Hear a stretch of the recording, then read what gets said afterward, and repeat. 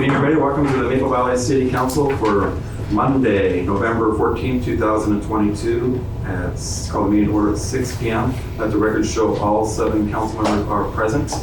And we have 2 on Zoom tonight, Deputy Mayor Pinello and Councilmember Les Burberry. And on the Tahoma School District side, we are missing Director Carrion, but everybody else is present. Okay. Well, welcome. This is one of my favorite meetings of the year. We bring all 3 organizations together to learn what everybody's working on, get some updates of what's going on, and then when our 3 partners in Olympia are working on projects, they know what we're asking for. A little housekeeping item for everybody. If you please silence your cell phones, and if you need to use it, step out in the hallway. And the second thing is that when you are talking, you need to activate this little button right here. I'm going to borrow Colin's here. You push this right here. You got a green light on to make sure it works. And just that way it's recorded, and anybody in the audience, the virtual audience, can hear what's going on. So that way the deputy mayor and council member can hear what's going on. And if I need to, I can shut it off too from here. Okay, over to you. And I do, don't I? Hopefully that doesn't happen very often. We wanted to start things off by giving everyone an opportunity to introduce themselves so we can make sure that we can connect all of the faces around this table with names. And of course, we can't just do a boring introduction. So we thought that we would have you share your name, your connection to the meeting today, and then also your favorite place to vacation. So I will start things off. My name is Malia Hollowell. I'm the Tahoma School Board President, and I love to go to Paris. That is my #1 spot on the planet. I'm Sean Kelly. I'm a city council. I'm the chair right now as the mayor, and I've been on council for 11 years or so. And then my favorite vacation place, I don't know why it's Arizona. That's like one down there. Because I know other people are going to say Hawaii. Everybody likes Hawaii, but Arizona's my place. This is also a test you get to use the button all the way around. So it's Right, there we go. I'm Lisa Callan, a state representative in the 5th, and I have served for 2 terms, and I'll be serving a 3rd term, and excited to do that. Currently serving as vice chair of Capital on the House side, and Children, Youth, and Families Committee, and the Education K-12 Committee. And I was going to say my favorite place to vacation is wherever I can talk my family into going and being with me, for sure. And then I spend a lot of time in Arizona. State Representative Bill Ramos, and I'm here because I love to meet with you all at least once a year. I love it. And my favorite place to vacation is anywhere I haven't been yet.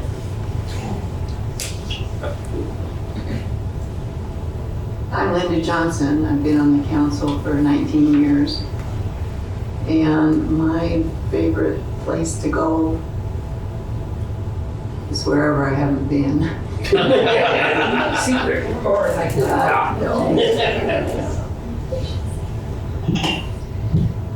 Pete Miller, I'm the school board vice president, and favorite vacation spot, I think is Scotland. We went there for the very first time over the summer and really enjoyed it. We'll go back. I'm Victoria Schropp, City Council. This is my first year. And my favorite place to vacation is Friday Harbor, because we've been going there every year since my daughter was very small. We go there every summer, so lots of good memories. And excited to get to be with all of you tonight.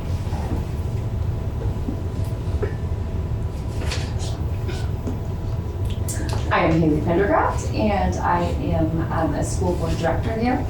And so far, my favorite place to travel has been Costa Rica. Love the adventure there, and just excited for tonight. I'm AJ Garcia. I'm the Public Relations Director for Tahoma School District.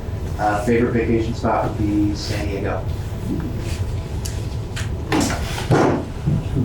Hi, I'm Andrew Doff, the City Clerk with the City of Maple Valley. My favorite place to vacation is Hawaii. Just for the record, you in the back will be coming to you shortly, but we're going to go Tamara and come this way. My name is Tamara Wheeler, and I'm the Executive Assistant to the Superintendent of the School District, and my favorite place to vacation is Orcas Island.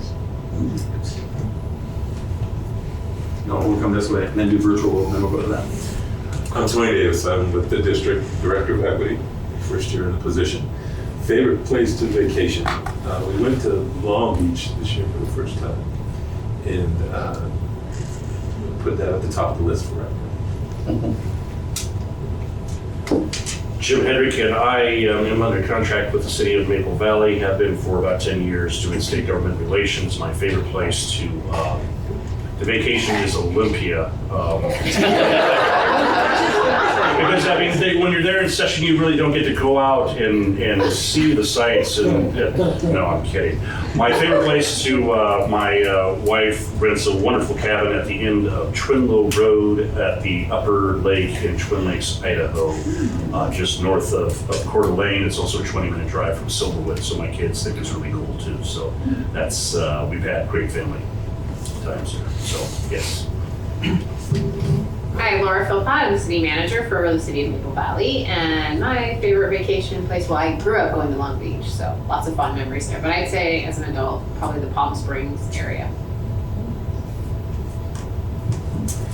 Good evening, Lori Cloud, Assistant Superintendent for the Tacoma School District, and I would have to say we have a boat and we spend a lot of time up the San Juan Islands, definitely my happy place.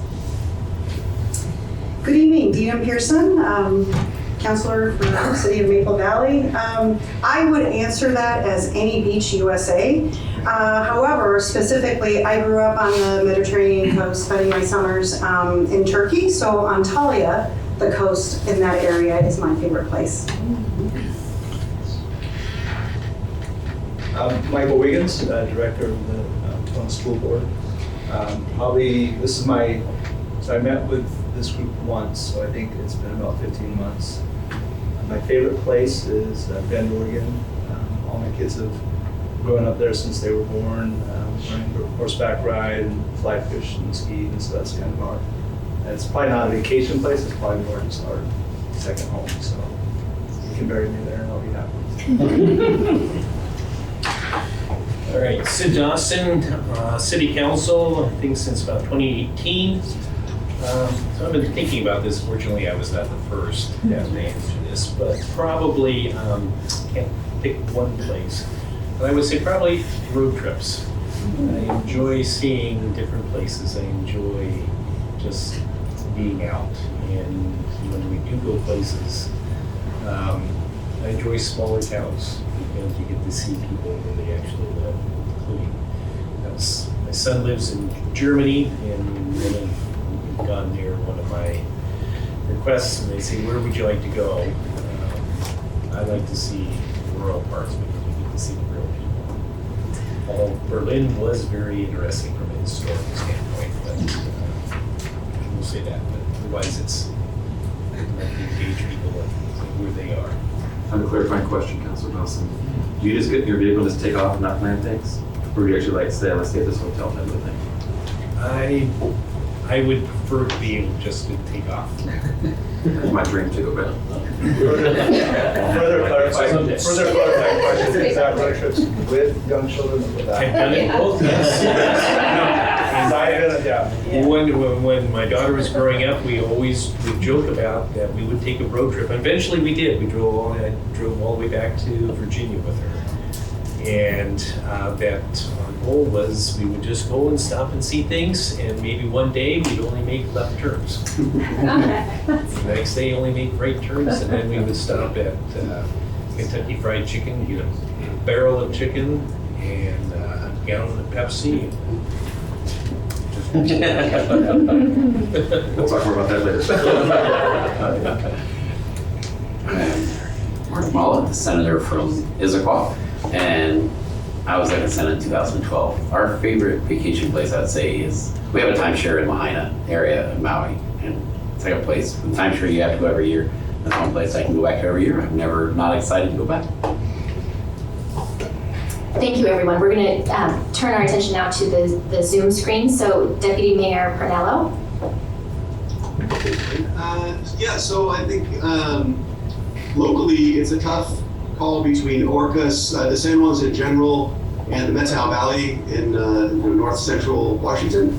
But beyond that, I think if internationally, Prague, Czech Republic, Bohemian Paradise, all of those places fit.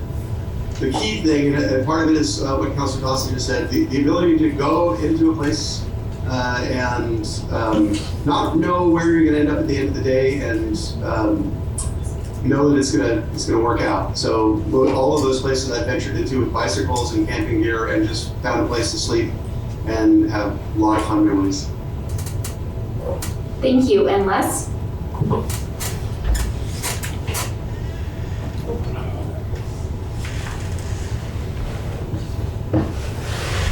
Councilor Burberry, it's your turn. You're on mute still. You've had in-service training on this. We might be coming back. Okay, Councilor Burberry, we'll come back. There you go. Did not turn in work, so sorry folks. Celeste Burberry, City Council, 2015, and favorite place of future trip to Israel. It's been canceled twice because of COVID, but we will get back there, so looking forward to it. Okay, we're gonna ask our other staff members that are here today, so we'll go by rank. So Assistant City Manager, Dave Johnson, you wanna come up, and then Fancy pants. and then then the Chief Finance Director from the school district, and then Kyle of Operations.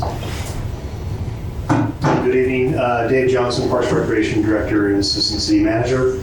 A lot of great places that you all shared. My next trip actually is to San Diego, so looking forward to that. I would say any place warm, especially this time of year. So. Thank you, Dave. Bill or Kyle, you get to pick. Bill looks better. I'll take that compliment. Bill Hernandez, Chief Accountant for the Tulsa School District. Favorite vacation place is probably any Disney park. Have you been to some recently? Bill, have you been to some recently? Went to Disneyland Paris over the summer, and then planning a trip to Disney World in February. Okay, cool. Kyle, and then Eric and Julie. I am Kyle Hood, Assistant Director of Operations, Tulsa School District. My favorite travel is anywhere back lane, back roads, 2-lane highway between here and Mexico. Made that trip about 6 times without a plan. Just go. Okay, and he's got a really cool hobby if you're really into this. He's really into honeybees. So if you're really into that. I have a limited supply. Okay, well. I made it to farmer's market status yet. Okay, Julie, and then Eric, and then we'll go to Liz and Gretchen.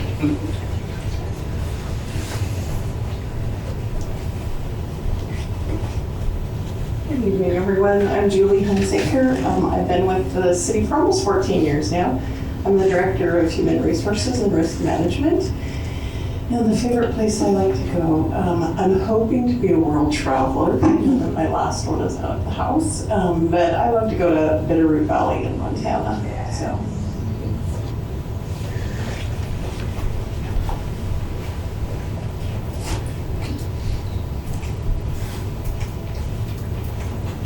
I'm Eric Lutz. I'm obviously with the Maple Valley Police Department, and I'm with Laura, the Palm Springs area. It's where we like to vacation. So.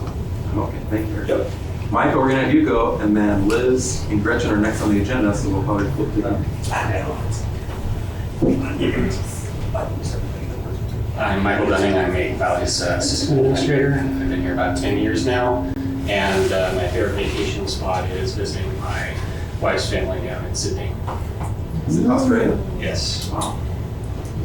Well, it might be Sydney somewhere. Okay. Liz and Gretchen, you're both up. Ready? All right, let's do it. We won't feel bad about being the bottom ranked. We won't feel bad, or will we? We're good. Okay. Okay, so are we sharing? We're sharing this right here. Oh, You'll be yeah. Perfect.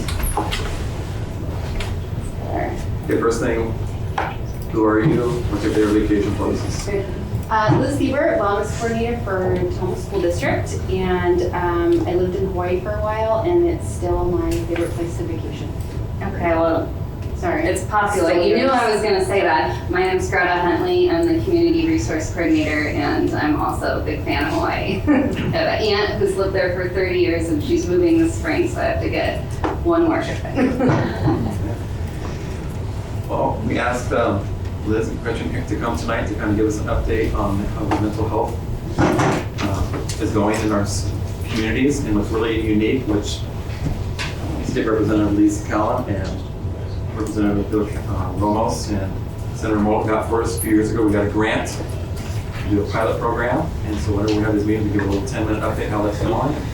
That's what I'm there. Perfect. We're really gonna try and keep it to 10 minutes, so we've been Got told. a timer, so. 15 different times, so ready, go. Well, thank you for having us tonight. This is our favorite thing to do because we love what we do, and to be able to share it with all of you and help you understand what we're doing on a daily basis and what we'd like to do next. It's exciting to have your support. So this is us, and our purpose, we want to provide resources, awareness, education programs to all of Maple Valley. So it's been a very cool partnership between the city and the school, so we can do all these really cool things, and we don't have a barrier between us. So, and the support that you've given has made that happen. And so, looking at mental health, substance abuse, where we can make things equitable, and just overall wellness for our staff, students, and community. Perfect. And so just to give a pretty big picture view of some of our current programs, starting at the community level, starting big and we'll work smaller. Our priorities right now, the city has launched our Kindness Connects campaign. So I'm sure some of you are familiar with this. This is our 3rd annual campaign that really focuses on spreading kindness in the community through our weekly messages with kindness cards. We have a billboard this year, which is really cool. You see our messages on our road signs. We have over 20 different community partners who are supporting it this year, and really exciting. Every building in the school district has participated in some ways. It's been super fun to see the different ways that the school counselors and leadership clubs and different individual classrooms are embracing this program and taking it a step further. So that's been really cool. Additionally, we are offering free adult mental health first aid classes in the community. This is through our Parks and Rec program. We offer them twice a month. And so we've been able to do that all fall, and we look forward to continuing to offer these classes moving forward.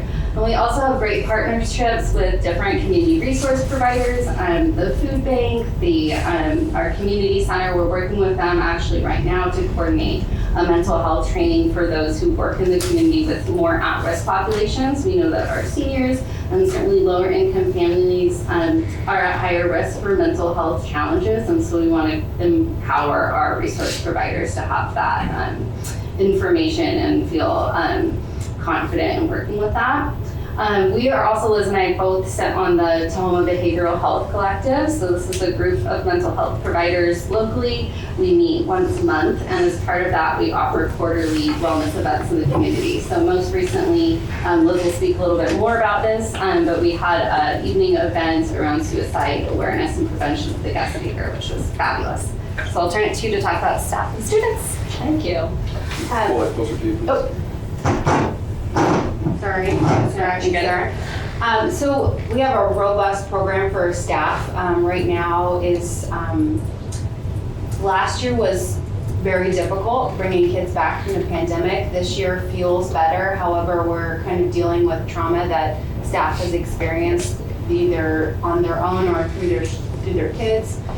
So we have, I think on the 3-tier level, so we have things for all staff members. We have things, different groups for some staff members, and then crisis response for any staff members that really are at that point and need some individual care. So just like we do for students, we have the same for staff. And so that's been really important to me to ensure that we've got a healthy, robust staff to be working with our kids, and they can be the best that they can be. And when they need help, or when they need a break, when they need what they need, that they know where to find it. So we have the employee assistance program, we have our staff fitness classes, we have a mindfulness class. We actually have an app this year, actually last year as well, called Voyages, and so it's kind of a little life coach in your pocket. It's pretty cool. But ARPA funding's been able to help with some of these programs and be able to get them to our staff. And then the mental health first aid training was the Rotary, we were their focus of their funded need last year. And so they actually raised quite a bit of money for, as seed money for the youth mental health first aid. So we just were able to train all the certificated staff up at the high school at our last professional development day in October.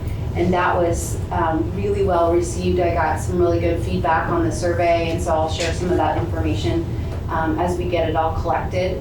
But a very appreciative staff for information on how to help students, and then also other people in the community that may be having mental health issues. And it also touches on substance abuse and things that you may look for with students, and then what to do in order to get them early care, because we know that that's how better outcomes come.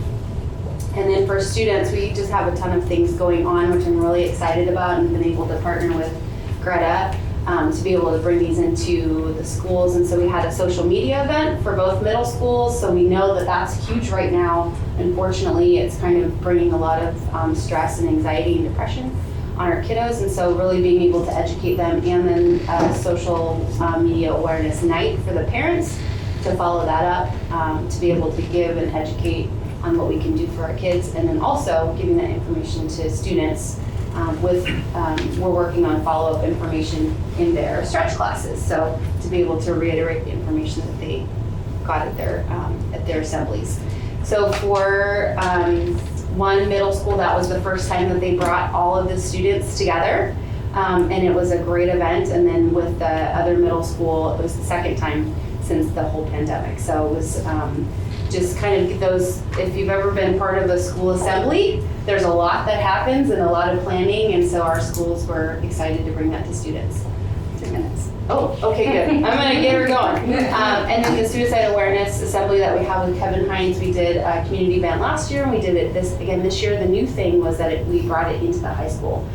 Judy Beliveau is really focused on student mental health.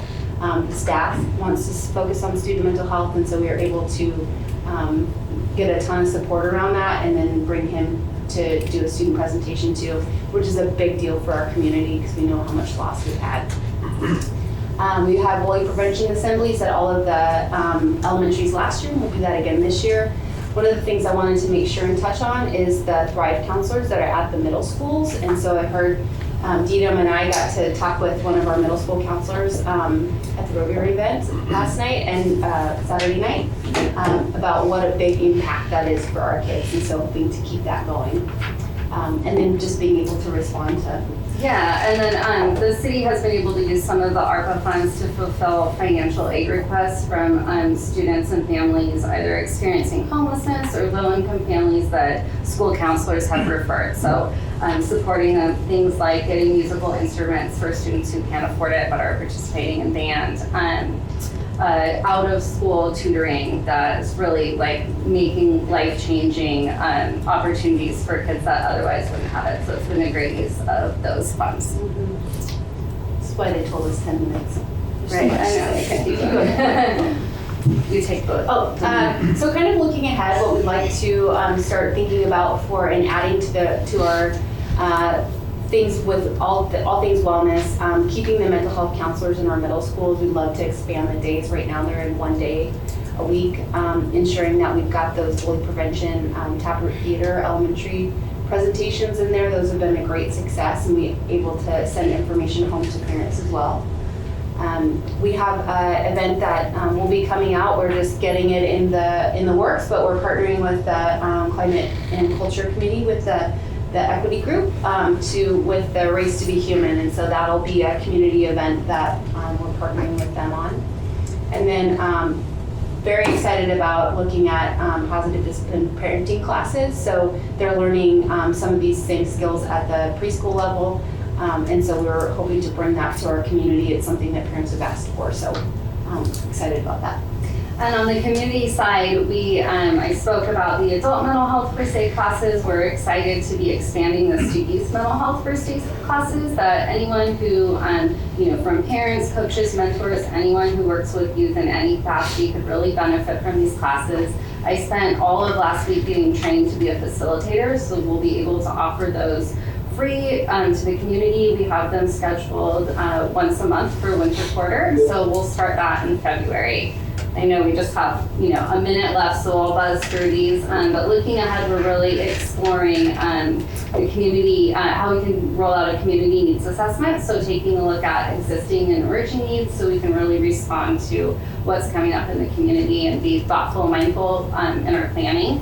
And on that note, exploring different options for creating either a print or virtual community resource guide could be a huge benefit. And then looking further ahead to the summer, one of the great things that comes out of this partnership for the summer, I'm able to take over summer support for the school counseling email. That way our students and families it doesn't fall through the cracks during those summer months where our school staff is on break. So we're able to, have each other's back that way, right? Love it. So we just want to say thank you so much for this opportunity to share. I know that was a lot of information and pretty quick, so we're happy to take questions or to have, offline conversations later and go into any of this further. And really just want to thank you for making mental health and wellness a legislative priority for the following year. We are able to do all of this through ARPA funding right now, and that will end at the end of 2024. So a goal for us is to be really seeking sustainable, ongoing funding so we're able to continue to offer these critical programs to our schools and community. So thank you so much for this time tonight. Questions? One thing with this summer, you might want to learn how to pull transcripts, because you'll be doing a lot of this. I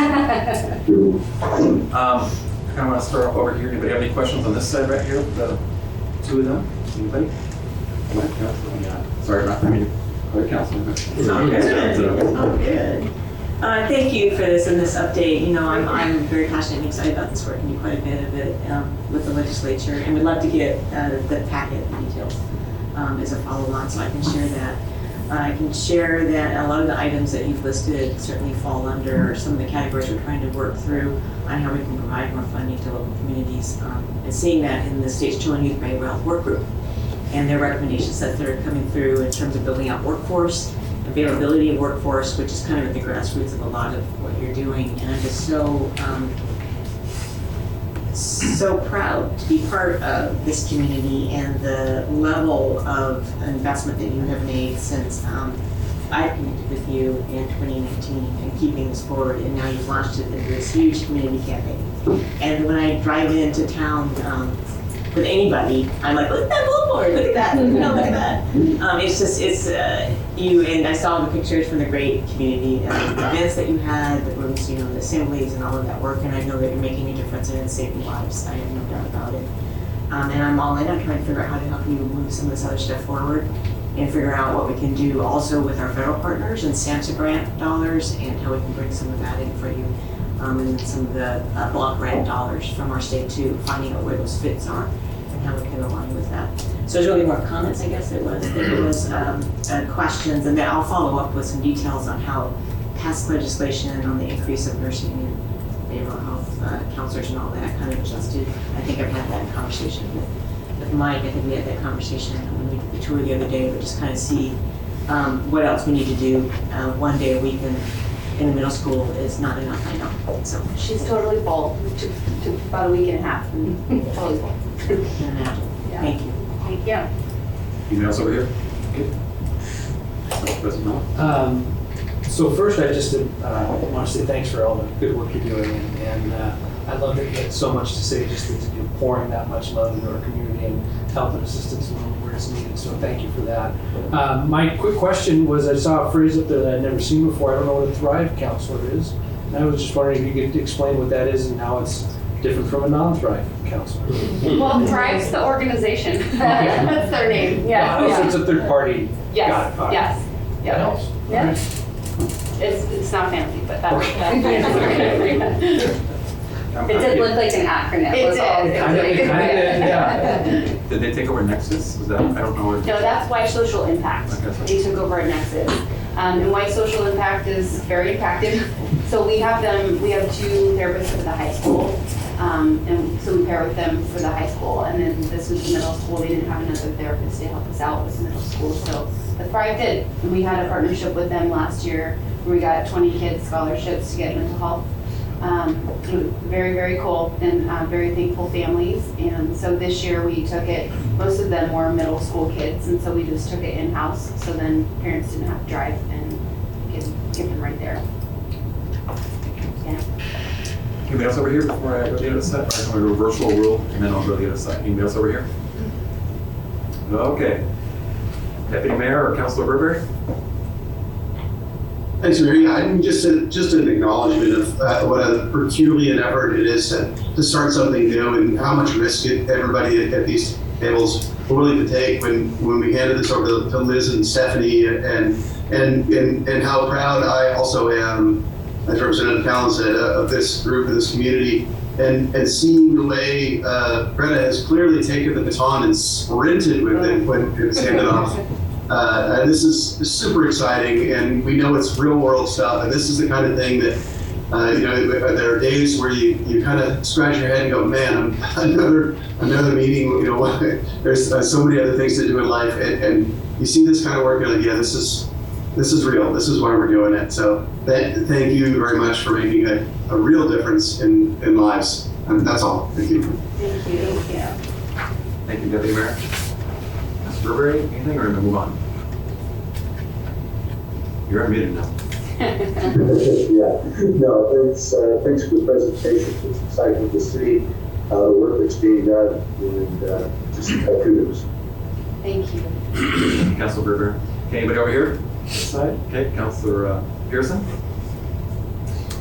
Thank you for the presentation. I would like to acknowledge everyone in this room, and this is just from a really personal, from the heart moment.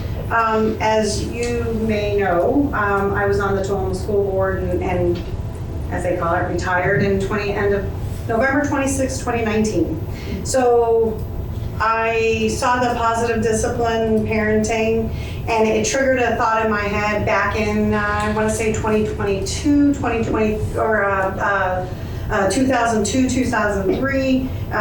Mary Sager at Rock Creek was doing, I can't remember exactly, there was a parenting. Love and Logic. And then there were all these other things all these really great things that happened organically in different schools, and so we experienced that. And then I think about some of the work that got started, some of the conversations that we started to have right about 2018, 2019, for various reasons that impacted our community, that got the ball moving, and then I got off the school board. So I never really got to see the rest of that. And, but good things happen. Here I am, I've been on since March, and I'm thinking, these people, you guys came together and continued the work, and here are legislators who supported that work. And so I really want to thank you. I mean, as a community member and now part of this group, I really appreciate that. And as Deputy Mayor said, taking that risk and investing in our community. So thank you for all the work, and I'm excited to support you guys and keep it moving. But you guys did it, so I appreciate you guys just keeping it together and investing in it. Thank you. Thank you, Councilor Pearson. Anybody else over here? Councilor Johnson? Thank you, Mr. Mayor. Can you pull that closer to you, please? That's what I'm shaking. Close enough. So, Liz, Greta, thank you both. When we first started this a few years ago, I wasn't sure how it was going to go, how this would work out, the impact. But I'm, a firm believer in this, and fully support it because, I'm seeing the impacts. And I think, I know we talk a lot about the kids and the work you're doing with the kids, but you also mentioned about how you're working with adults. And I think we use the term the missing middle for housing and other things. And there's a real part of our population we never think about. It's not those who are homeless, have other issues that we always hear about a lot of support going to. We hear about children, but there's a large portion of the adult population who never say anything but struggle every day. And we all know people like that. We may not realize you're doing that.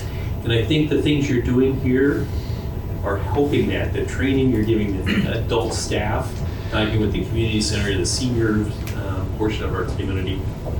And so this isn't just focused on children. This is focused on the entire community. And I want to stress that. The more we can help those who don't speak up and don't appear to have problems are just as much a need. And if even a few of them reach out, we're helping somebody. You'll see that in our priorities, and I will stress that at that point, that this is a part, it's the entire community. If everybody does better, we all do better. Thank you, Councilor Goss. Anybody else over here on this side? Okay.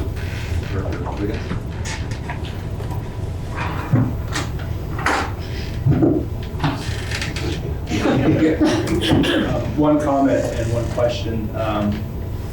Thank you to both of you. I can, personally, anecdotal, I know Liz has worked individually with one of my kiddos, and so I'm in my brain, I'm amplifying that effort times the number of kids and the number of adults in this district, in this community, and thinking about that, the energy, the resource that's needed to, does that make sense what I'm saying? I'm trying to articulate what I'm saying here, and that is, I take my daughter and I multiply that by 5,000, and like, that's I think, someone said a Herculean effort.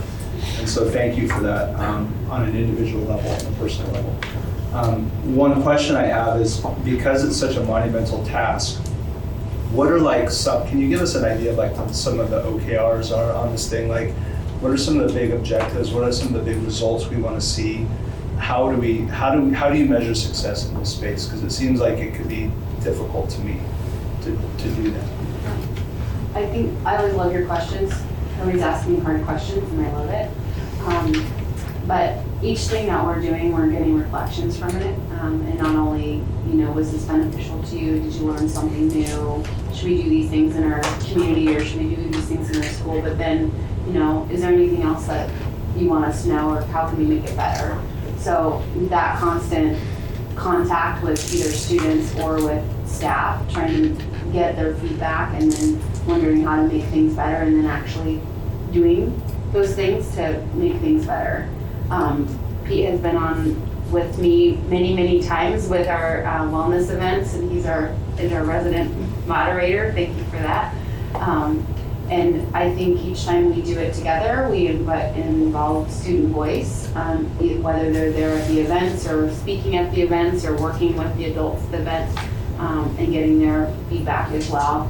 So we can make sure and be hitting all the people that need what we have to offer. Right. Just to expand on that, big question, but just the first thing that came to mind for me is two pieces. It's about, filling the gaps to meet the needs, but also removing the barriers to connect people to resources. And I think a lot of the work that we do involves, identifying those barriers and then working to remove them. So whether that is the stigma around seeking mental health support, I think a lot of our work is educating and really destigmatizing that. And that's going to move the needle in terms of getting people to take that one step to ask for help. And then the other thing is really once you get someone ready to take that leap, which can feel really scary, we have to have the resources available. So one gap that, it's not just here locally, but on a large scale, is the lack of mental health care providers. I know a lot of the people that I refer to have wait lists, they're referring out, and it's like we're getting further away from town, and people are having to take days off work, and those are just barriers that are gonna prevent people from getting the care that they need. So kind of long-winded way of answering your question, but I think people just reaching out too. yeah. So responding to crisis, whether it's kids or adults, and then just, if it works out, try and make it business hours to get some, wellness myself. But when people know that they can have somewhere and get resources if they need it, and they actually call and use it, that's where I feel like we're moving the dial and making gains with people asking for help. Thank you. Any questions over here? Comments? I just want to give a quick shout out to a couple people that are behind the scenes on this, what you guys do, and that's Julie, HR department there, and Dave Johnson and Lauren Poplar and Simone Davis moving forward, so thank you for that. And on the school district side, I know Mark Cook was very involved in this, and so was and Annette is, and Laura was very involved in it, so kudos to the team that keeps us going, so thank you for that. One thing I'd like to ask of the school district and the city council is probably in the second quarter next year, I'd like to get a couple of council members and a couple of board members together to talk about long-term funding of these programs. Because in 25, we don't have ARPA funding for it anymore. So we're gonna have to decide, if we're gonna keep the Cadillacs level, floor level, or where we wanna keep it. We really need to have that discussion probably in the next year or so. When we start doing the biennial budget in 25, we're gonna have to have this discussion. I'm sorry, 24, we'll start the biennial budget in the fall of 24. So I'd like to have this done before President Hallwell and Vice President Miller and Deputy Mayor and I talked about this morning. So this, the second quarter next year, I'll ask the city manager to kind of log it somewhere so we can remember to bring it up. I won't forget, but just want to make sure we have that conversation in the future pretty soon. And if any of you want to talk together at the session, that'd be great. So, okay, any questions? More questions for them? Okay. Thank you for your support. Thank you very much. Thank you very much. For having us. These are awesome. Okay, who's got a coin? Anybody got a coin of any kind? Nobody's got a coin. I know we got Karen Bird out there. Rock, paper, scissors. You got a coin? Okay. Laura's gonna flip the coin. President Powell is gonna pick heads or tails, and if she wins, the Tom School District goes first on the priorities. If she loses, She deferred to the second half. What did you You get the pick? pick. You get the pick. We're doing heads. Yes. Always heads. I'm gonna try not to flip it all over the heads. You go first, or you go We're gonna go first. Okay, Tom School District says yes. Not that it's a competition. We did win. I'm just kidding. So in terms of our priorities, all of them have to do with funding, and so it felt appropriate to ask Lori to lead this conversation for us, since this is what she lives and breathes every day. And so I'm gonna actually hand it over to Lori so that she can share our priorities. Thank you, President Howell. So I Mike, usually. please, Mike. Oh, thank you. That's the first one. Thank you. You should all have in front of you a list of our priorities that we handed out as the meeting was beginning, and I'm going to start with priority number 1, mostly because it impacts this school year, 22-23 school year. I've had the opportunity to speak with both Senator Mullet and Representative Callan on this issue. It came to our attention. We've had, as you know, an extremely high increase in our assessed valuation due to what we've seen in the economy throughout the state. Last year, we saw an increase in our assessed valuation of 17.8% increase. This current year, it's running at 29%. We just received those figures a few weeks ago. As a result of that, it is impacting our LEA dollars, our levy equalization dollars. Back when in 2020, when the district, the school board made the decision to go out for a 4-year levy and estimating what those revenues would look like, we anticipated a 6% increase year over year. And for the first 2 years, that actually we were collecting less than what we had anticipated because the assessed valuation growth was not there. With the increases that we're seeing in 2022 and 2023, it is impacting our ability to collect LEA. So we budgeted for this school year $1.8 million in LEA dollars. And as a result of those increased assessed valuations, we will be unable to collect that. What we are asking for is a hold harmless for the next 2 years, for 23 and 24, until we're able to go out for our next levy. And that is something that's been accomplished before through the state, was something harmless in those.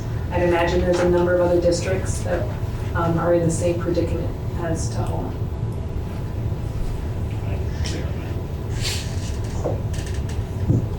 I think that I think it's a reasonable request, considering it's not for all of time. I think you're just trying to get through the next bond issue.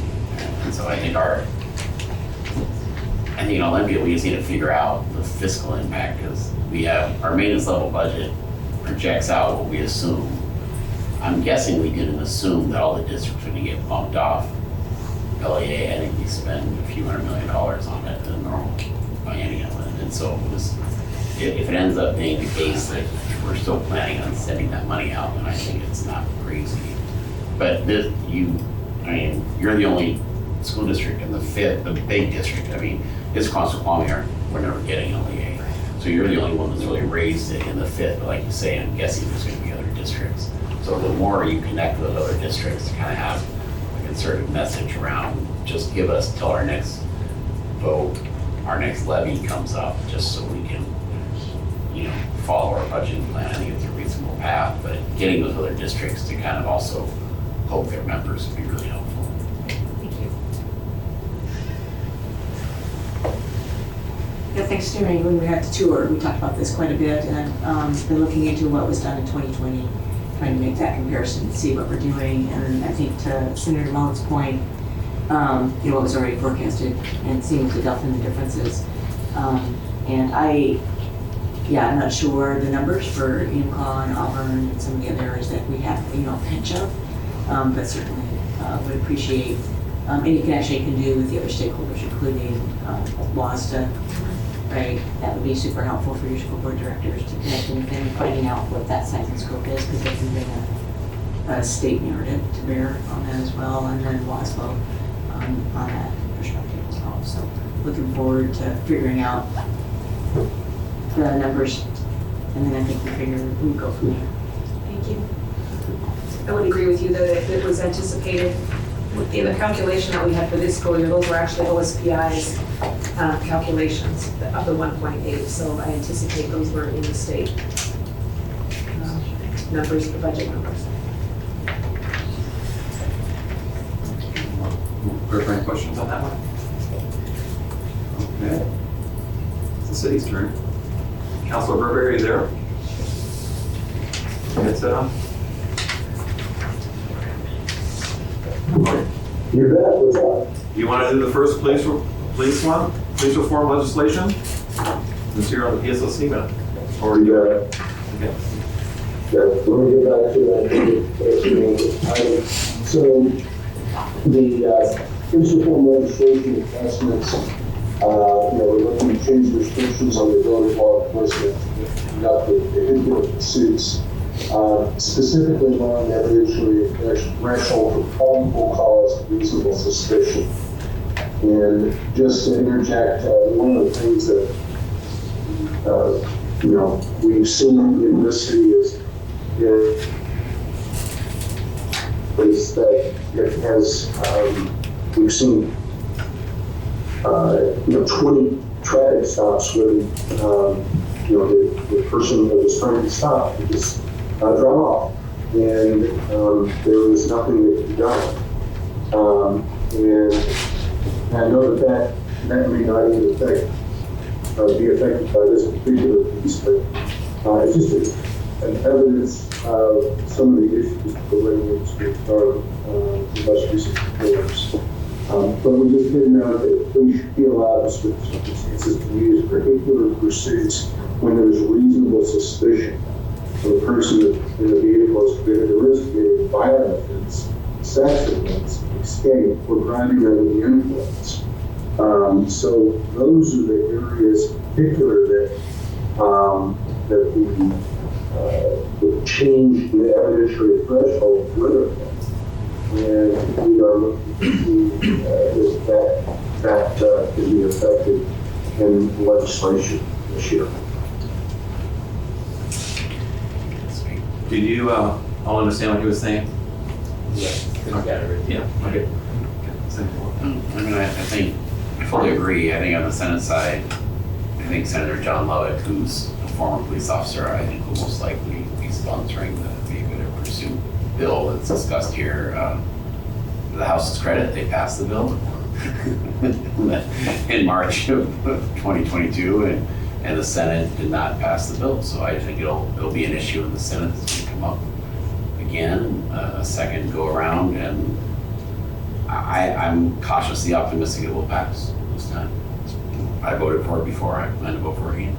Thank you very much. Okay. Okay. Any other comments on that? Okay, we're watching. And I also talked to Sheriff Tyndall about this. She supports this. And this has come up at the mayor's meeting too a couple times. Quite a few mayors who support it. I think the city managers are pretty supportive of this too. It's also an AWC priority as well. Great, awesome. AWC's Association of Washington Cities. Okay, thank you very much. And if you ever need anybody to come down and testify on this, Sergeant Flood's back there. He's very willing to come down to Olympia. So. Mayor, can I ask just a quick question? Sure. On identification, because I don't get the root of the underlying legislation, but having been a police officer myself, I was in Des Moines. We had effectively a no pursuit policy, and the reason for that policy was basically it was officer and citizen safety. It's a small community, and you go rattling down packed highway at 110 miles an hour. It puts everybody at risk. So it made sense. Is the root of the legislation, was it an equity root, or was it sort of a citizenry safety kind of approach? Yeah, it was both those, equity and citizen and officer safety. And then having been one, you know that's where so many, injuries and deaths have occurred in that. And there's a lot of jurisdictions that are, as you mentioned, more strict than the state policy. So those changes wouldn't affect those jurisdictions whatsoever, right? But there's some that this change would mean a lot to them. So that's where that difference comes in, and so the difference in desire to be cautious with the equity piece in particular, because the numbers have shown there's a disparate treatment in that area. And I think that's the key point, is there's no preemption. If this bill, as it's suggested here, were to pass, any jurisdiction, any local police department could have that same rule. I grew up in Tukwila that Des Moines has now, and those are scattered all around the Puget Sound. I think the thought is that criminals, they actually don't know the nuances of what cities have what. I think the fact that they did the statewide ban on the pursuit somehow got out.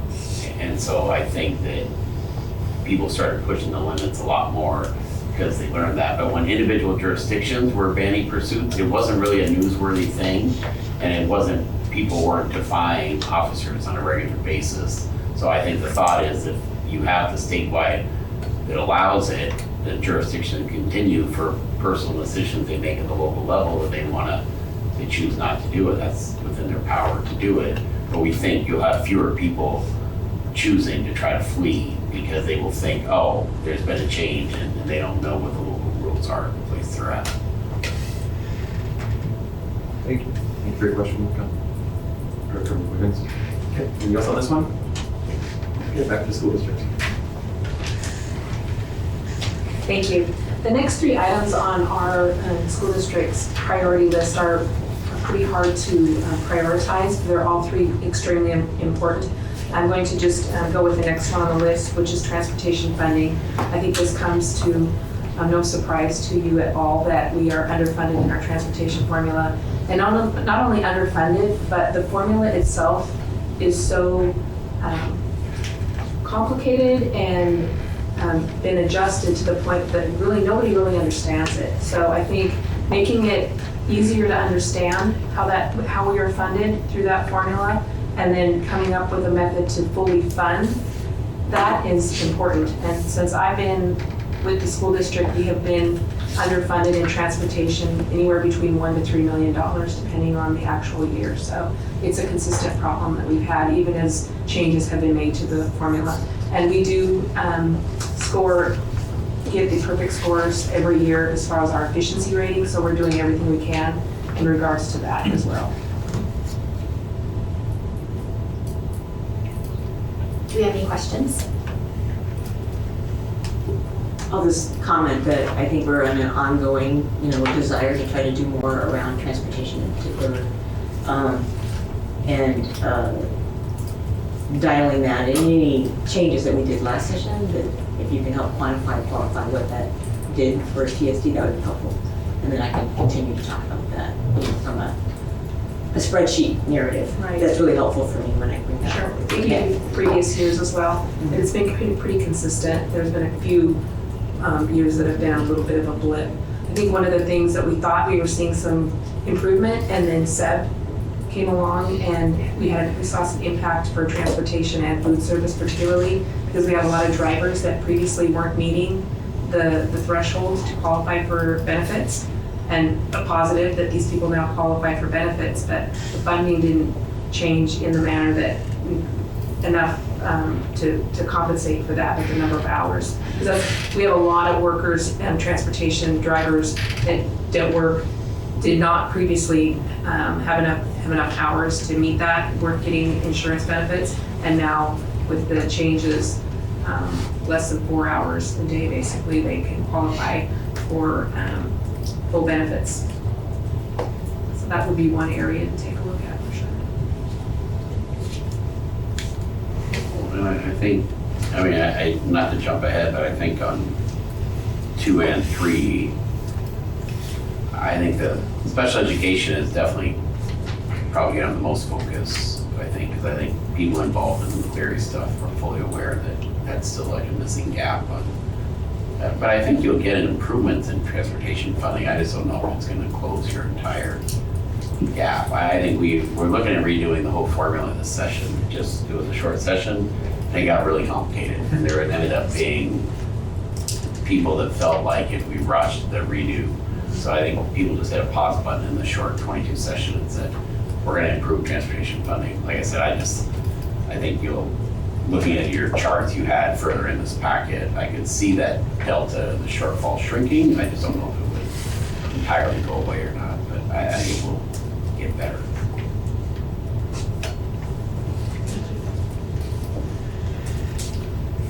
Okay.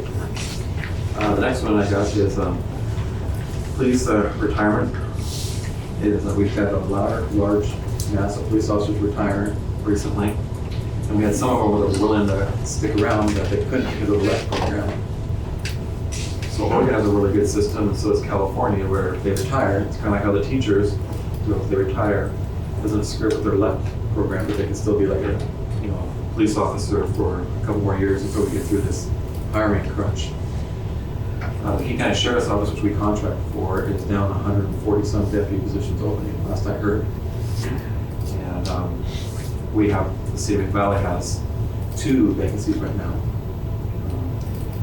And so we're just trying to figure out ways so we can keep some of our officers, when they retire, they can still come back.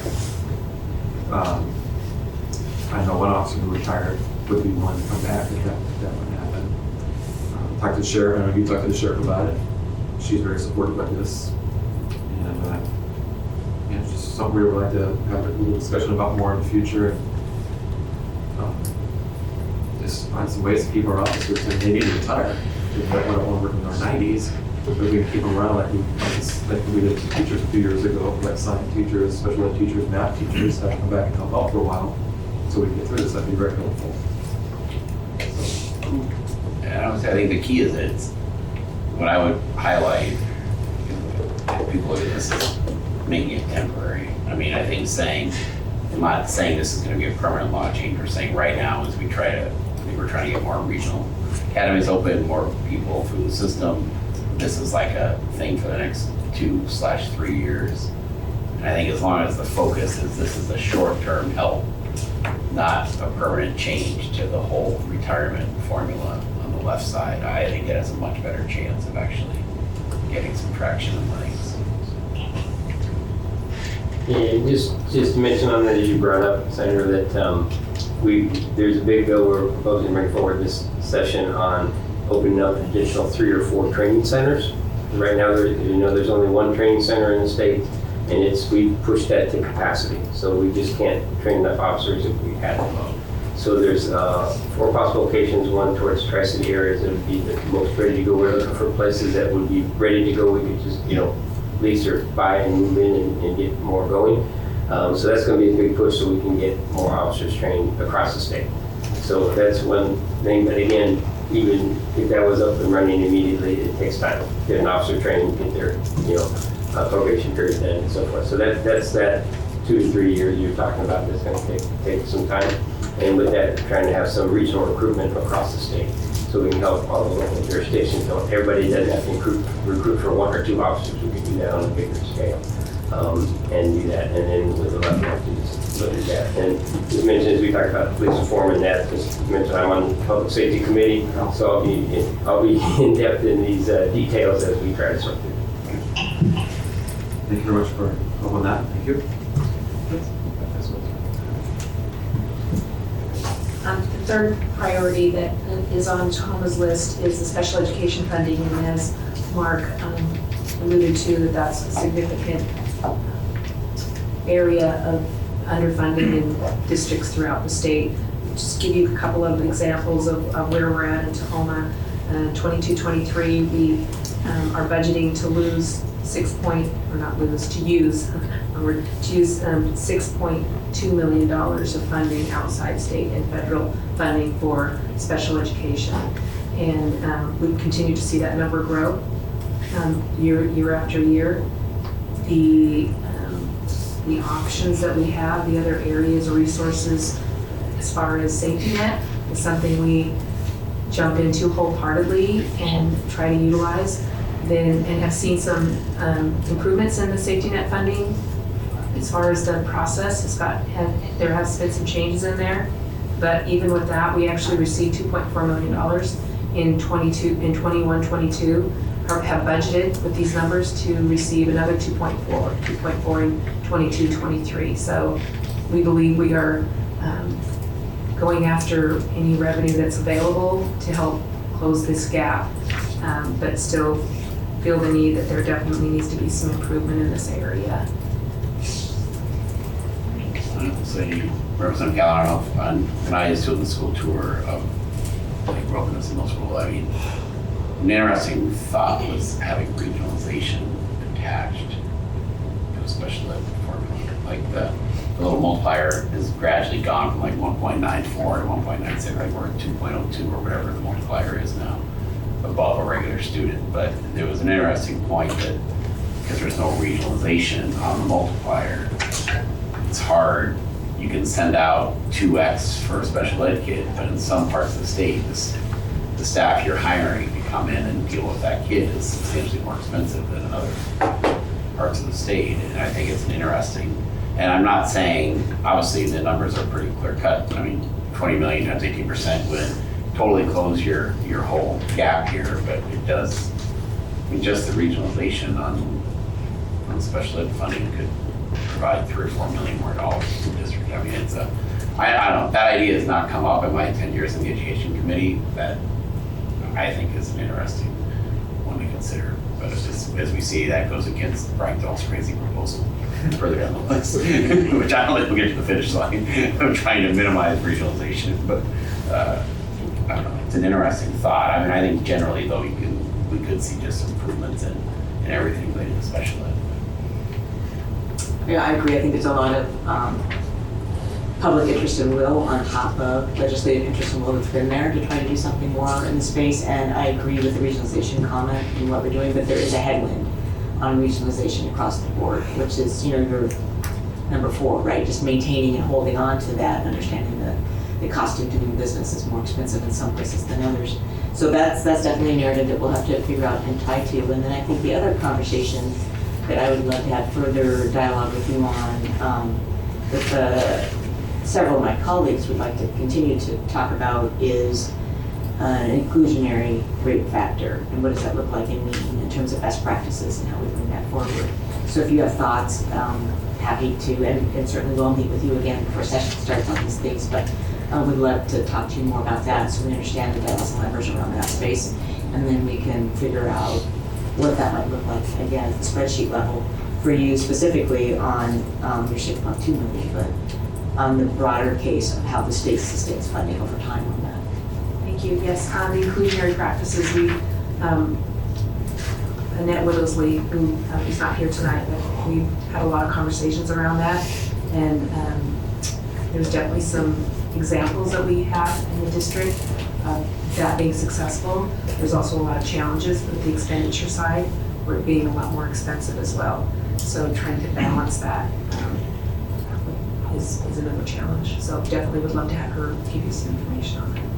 Yeah, that's great. I think that's part of, from my perspective, it's great to say that there's a carry out there that you'll get more on your rate if you're at 80% inclusion, but that doesn't mean that that delta factor is actually covering the true cost of inclusion. And so understanding what that looks like and means helps me dial that dollar figure differently. Yeah.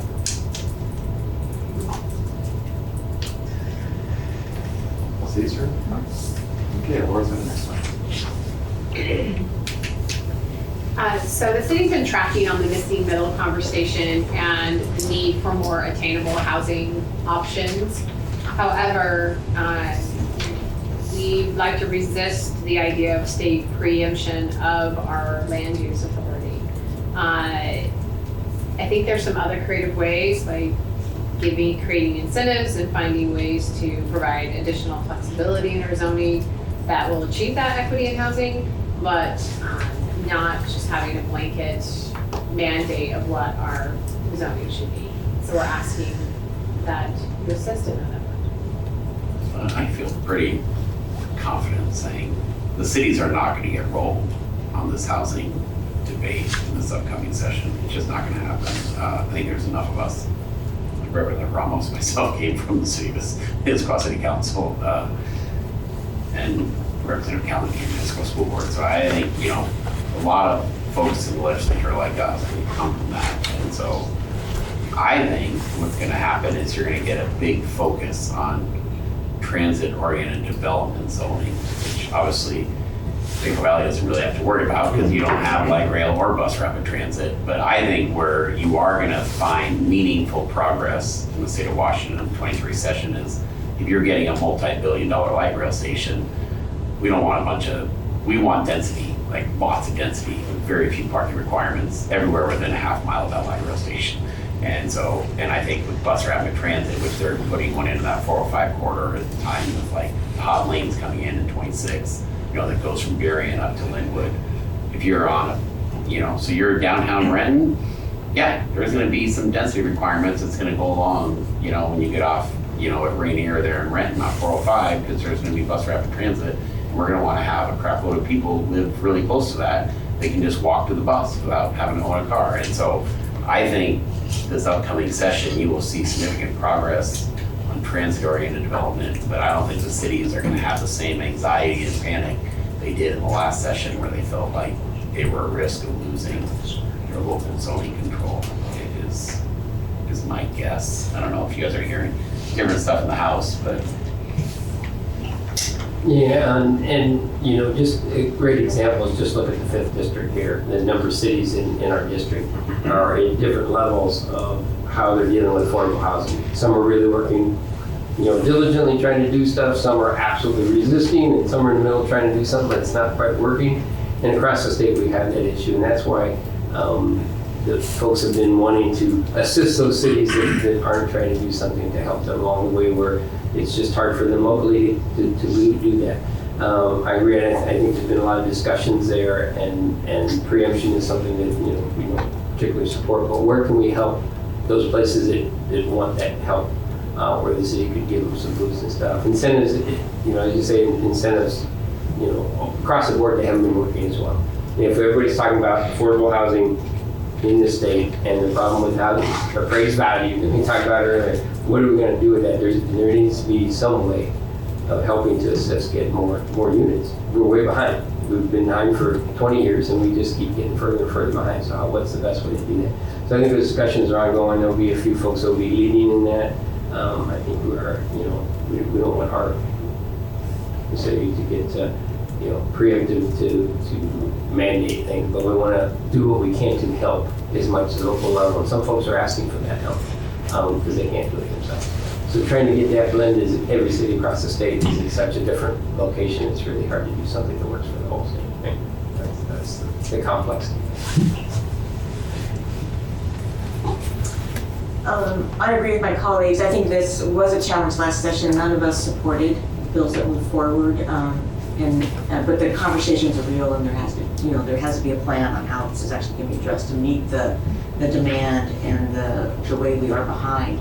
So I think what I would really like to do, I mean, and one of the issues particularly within the fifth, you talk to each community, each city, and you have a different idea of what an incentive would look like or be, which is hard to do something at the state level to support as well, right? Because you're in different, you're all in different stages of your growth and who you, and how and where you are, right? Whether you're mountain locked like Issaquah is, right? Or depending on, or you're waterlocked like North Bend is, or whatever the case may be. So if you have specific incentives, or you can work with the various associations that come up with an incentive that is something that would add value to bringing us up more units to try to meet that demand, but also at the same time figuring out how we can actually implement that, what the state should play in that role, right?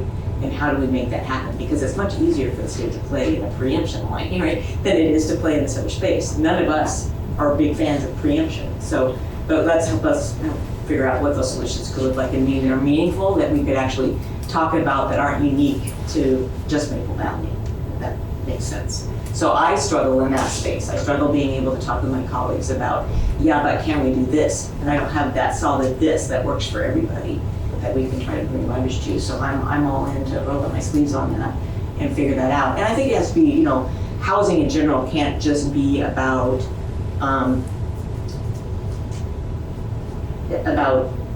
it's got to be both sustaining existing affordable housing. It's got to be talking about the subsidies that the state brings in, and you know we play heavily in the capital space in that arena.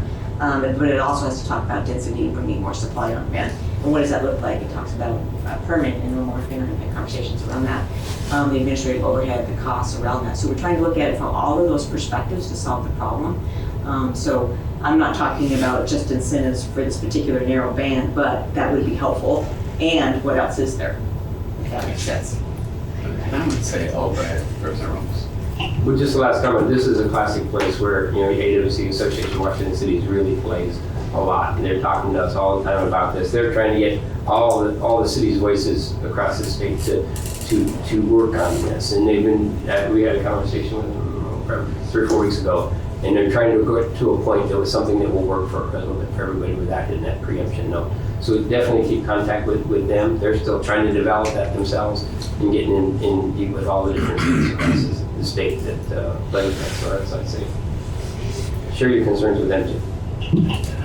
I think my request for cities is just don't fall into the trap of becoming anti-growth, of saying all growth is bad. 'Cause we do see that, and I would say in our district, Sammamish can sometimes fall in that trap. And when I ran in 2012. I mean, just down the street. Your city council meetings seem really damn boring and very black time in city council meetings back in 2012 and 2013. And those things were like, that field of McCoy, it's like, I thought someone was going to die in a city council meeting. And it was all obviously, there's a lot of hatred, obviously, of everything that happened with Yarrow Point down there at 10 Trails. But it was interesting when I was doing the school tour this past month, how many people mentioned that staff have houses that attend trails. And this was, so to me, this is just highlighting, like, the key is not to fight growth, the key is to try to find growth that works for that community. And because at the end of the day, I do think, like, we're gonna have housing inflation that's gonna make it impossible for any of our kids to actually buy a house in the Puget Sound if we don't figure out in the next 4 or 5 years here how to build a hell of a lot more housing in Puget Sound. And so I agree with Representative Gallen. We have to solve this public policy problem, which is we need more houses, period. And this is the time to build them. If we don't build them, housing inflation will prevent our kids from being able to live in the same community that we love today. And so we got to figure it out. Anti-growth is not the solution. I know that for a fact. Okay. Good discussions. Okay, let's go. So priority number 4, regionalization support. Just want to remind you that not only does the Tacoma School District receive the 18%, the highest regionalization that is available, we also receive an additional 4% due to our experience factor, so a total of 22%. If I was to look at Ragdoll's proposal, as well as I can read it, I don't see that we would lose that 4% experience factor, with the maximum being at 12, and that would be, for this school year, would be $1.8 million hit to our revenue. 1.8.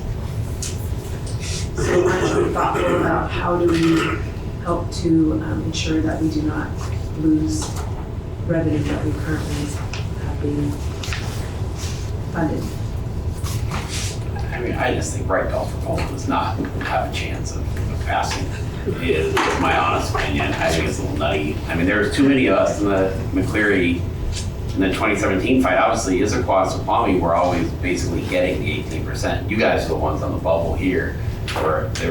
I know there's a lot of people, myself, who invest a lot of political capital to make sure where the lines were drawn, the 18%, and to try to just unwind all of that at this point. I mean, 5 or 6 years into the process is sheer insanity. It's not going to happen, is my feeling. So, I don't know. I love Chris is a nice guy, but some of his proposals this time I think were a little nuts. We'll see. Well,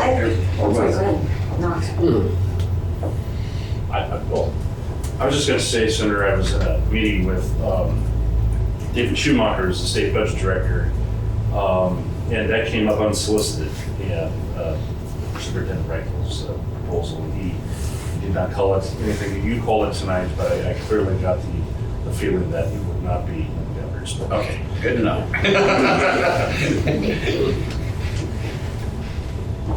I can agree with Ansley's office on something.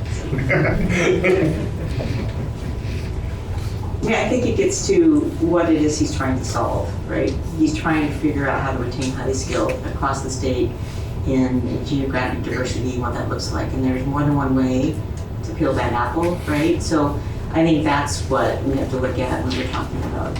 And you won't be able to retain anybody. It's not a conversation of highly skilled. It's a conversation of having workforce, period. We have workforce shortages across the state if we don't have a regionalization factor that allows people to pay for the cost of living of where they live. I mean, that's just fundamental. So let's go back to what it is you're trying to accomplish, which is trying to get highly skilled people across the state in every school, in every school district, and what's that going to take? And look at how we figure out how to solve that problem. That's my perspective. I mean, I think it's weird about this thing. It's like for the capital budget, I was in Eastern Washington a lot this last few months, and I visited the town of Colfax, so it's a little bit north of Bowling. And the comment from that superintendent was the challenge in their community that they go to pass levies is that their teachers are actually some of the highest paid people in the town. and that's not the experience you have in Issaquah or Maple Valley or Snoqualmie. And so I just think it's really bizarre to me that you have, I don't know. I mean, the regionalization is there because the cost of living is substantially different where we are now versus a lot of the communities I spent time in the last few months in the Salt Mountains. And so I don't know. But I'm glad to hear Schumacher also thinks the idea is nice. I would like to just round out that, recognizing that there is inequities across our system, inequities that we have to work on and solve from an education perspective. And that is true whether you're in the Tahoma School District or whether you're in Stehekin, in a one-room classroom with 12 kids that are fluctuating somewhere between 9 to 15 kids, right? And what that looks like and means. So this is a problem retaining highly skilled, educated, experienced staff, across the board that we have to do. And we have to make sure that we're also bringing in across the board, across our state, our new teachers. We want to recruit and bring them in so that we can have a staff mix that is solid and creates sustained, education learning platform through our school district. So I want to make sure that we're echoing and that we recognize that. And the reality is that we have to have visualization to make that happen. Anything else, Lori, on that one? No. Next one for the city is speed limits on local streets. Thank you, Mayor Pinello. Thanks, Mayor. Yeah, so I was surprised to find out when I approached our Director of Public Works and City Manager with some concerns from some of our local neighborhoods about traffic safety, that the 25-mile-an-hour speed limit in their neighborhoods on very narrow streets with cars on both sides and kids playing basketball in the street and balls darting out behind cars was a maximum or a minimum of 25 miles per hour. And it seemed very reasonable to me to say, well, we'll just lower the speed limit to 15 miles an hour. And our Director of Public Works and City Manager informed me that that's really actually prohibited by state law.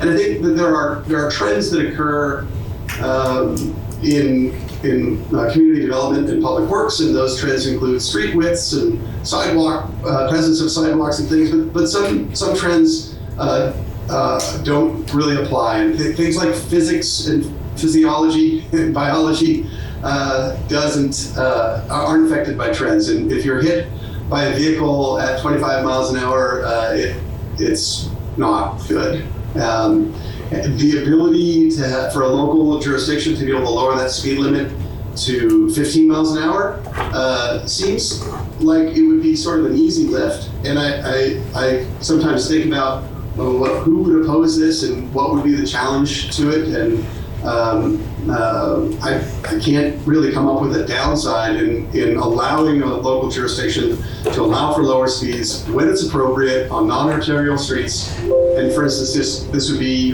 parks, schools, daycare centers, other facilities where you see a lot of pedestrians.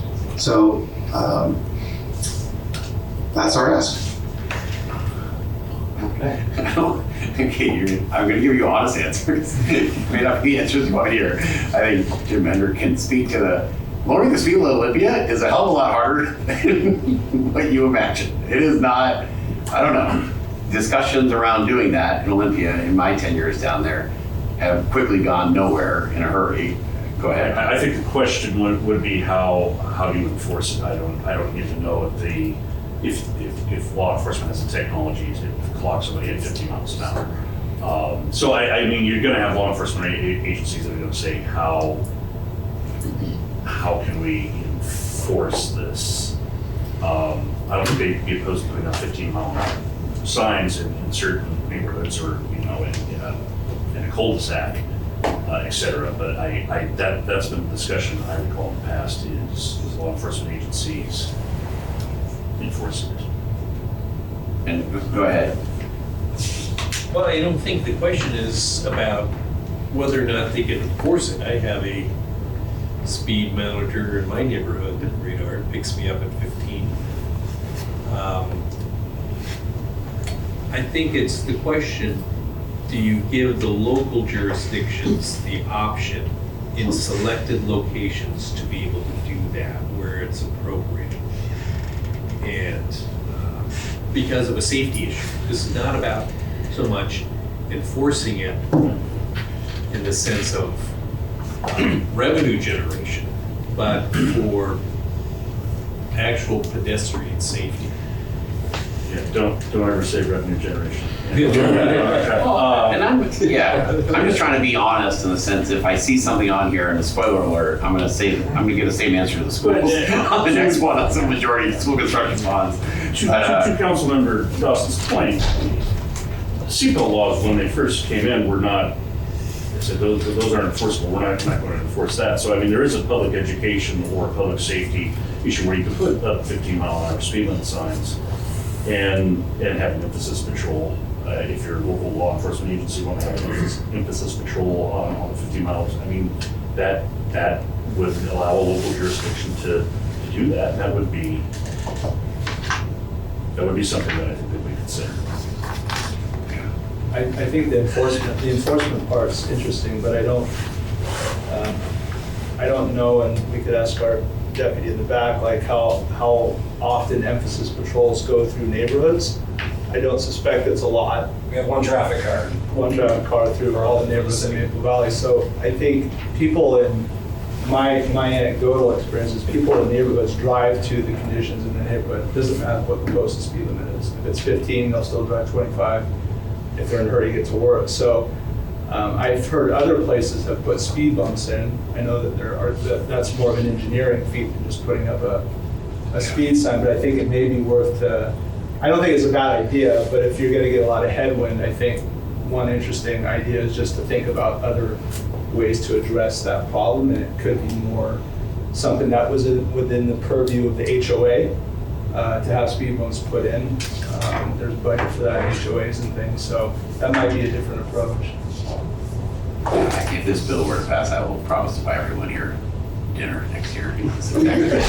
And I'll bring ice cream. And make sure that's in the notes, please. Just to add on to that a little bit, I think the senator's right that I know you may not see any reason why anybody would be against this, but this would be an incredible heavy lift. So to find someone who would lead it and build a coalition that could support it would take an incredible amount of work. It's just being honest. The saying not that it can't be done, but it is for a whole bunch of reasons, a myriad of ones that you can kind of think of. There are what I've seen places do is in neighborhoods of particular concern, they work with the neighborhood, create methods from engineering, resolve things of reshaping the road, things of that nature to deal with the speed problem. I myself lived in one of those in Issaquah where people would cut through because the main arterial would get blocked and they cut through the neighborhoods. I do this, taking my kids to school. Speeding through, and we dealt with it for 20 years, so finally they did some engineering work, changed things enough, and people changed their habits, and now we don't have people speeding through there as much as we used to. So there are those ways to do it when you have particular neighborhoods, for sure, that are within your control. It's just, I'm not going to take this and lead this as a prime bill this year, just to be clear. But not that I wouldn't support it if someone would be willing to step up and do the work, but knowing that it would be a lot of lead work to do that for a whole bunch of. And you can ask more questions if you like. And then you're trying to just put everything into my committees here from the city. Yeah, Deputy Mayor will be down for that one. Yeah, Mary, if I may respond to that.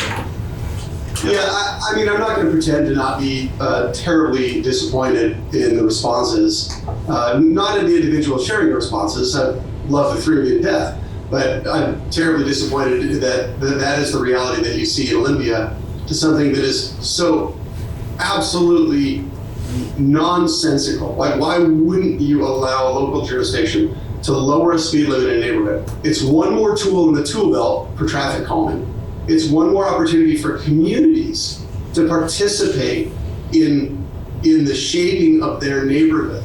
When I stand in my neighborhood of 100 homes and a car speeds by my house at 25 miles an hour, it's unsafe. It is 100% unsafe. And as a person who was recently involved in a bicycle crash at 18 miles an hour and had over 40 broken bones, I can tell you 25 miles an hour would be lethal to a lot of number of members of the population. You can tell me the studies show differently, but I can tell you the reality is it's not. The unfortunate resistance to this, I just can't even fathom. I'm really kind of baffled. Maybe I'll reach out to you individually to try and find out what really is the resistance here. I find it absolutely befuddling.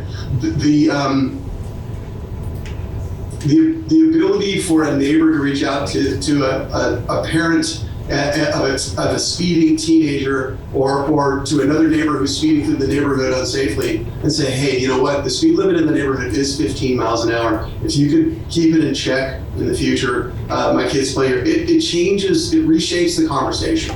And over time, that can make a difference. And yes, I understand traffic engineering, and I understand that there are different tools in the tool belt, but it's it's one more tool. And I get that none of the three of you are willing to take this up right now, but maybe I'll reach out, just trying to understand a little bit more about what the resistance is. And I don't know, it just seems like an easy way to maybe keep somebody from getting hurt that doesn't really cost anybody anything. And I agree, and I'd love to continue the conversation with you or anybody else from the city, Dan. Thank you. Thanks. Sit down.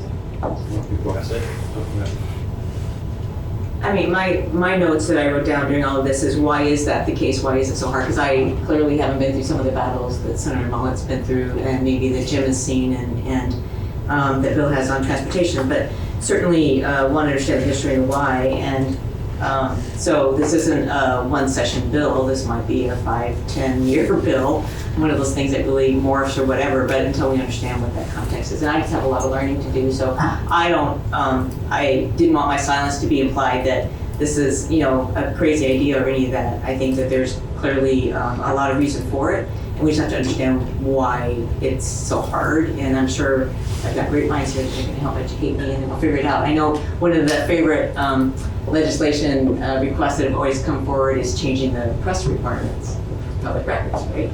And that's another one of those mountains that's just really hard to move. And I was like, I'm ready to take this on, and you start having these conversations and you start recognizing the complexities of it and that the likelihood of it even getting heard in a committee and where it's going and what you're doing.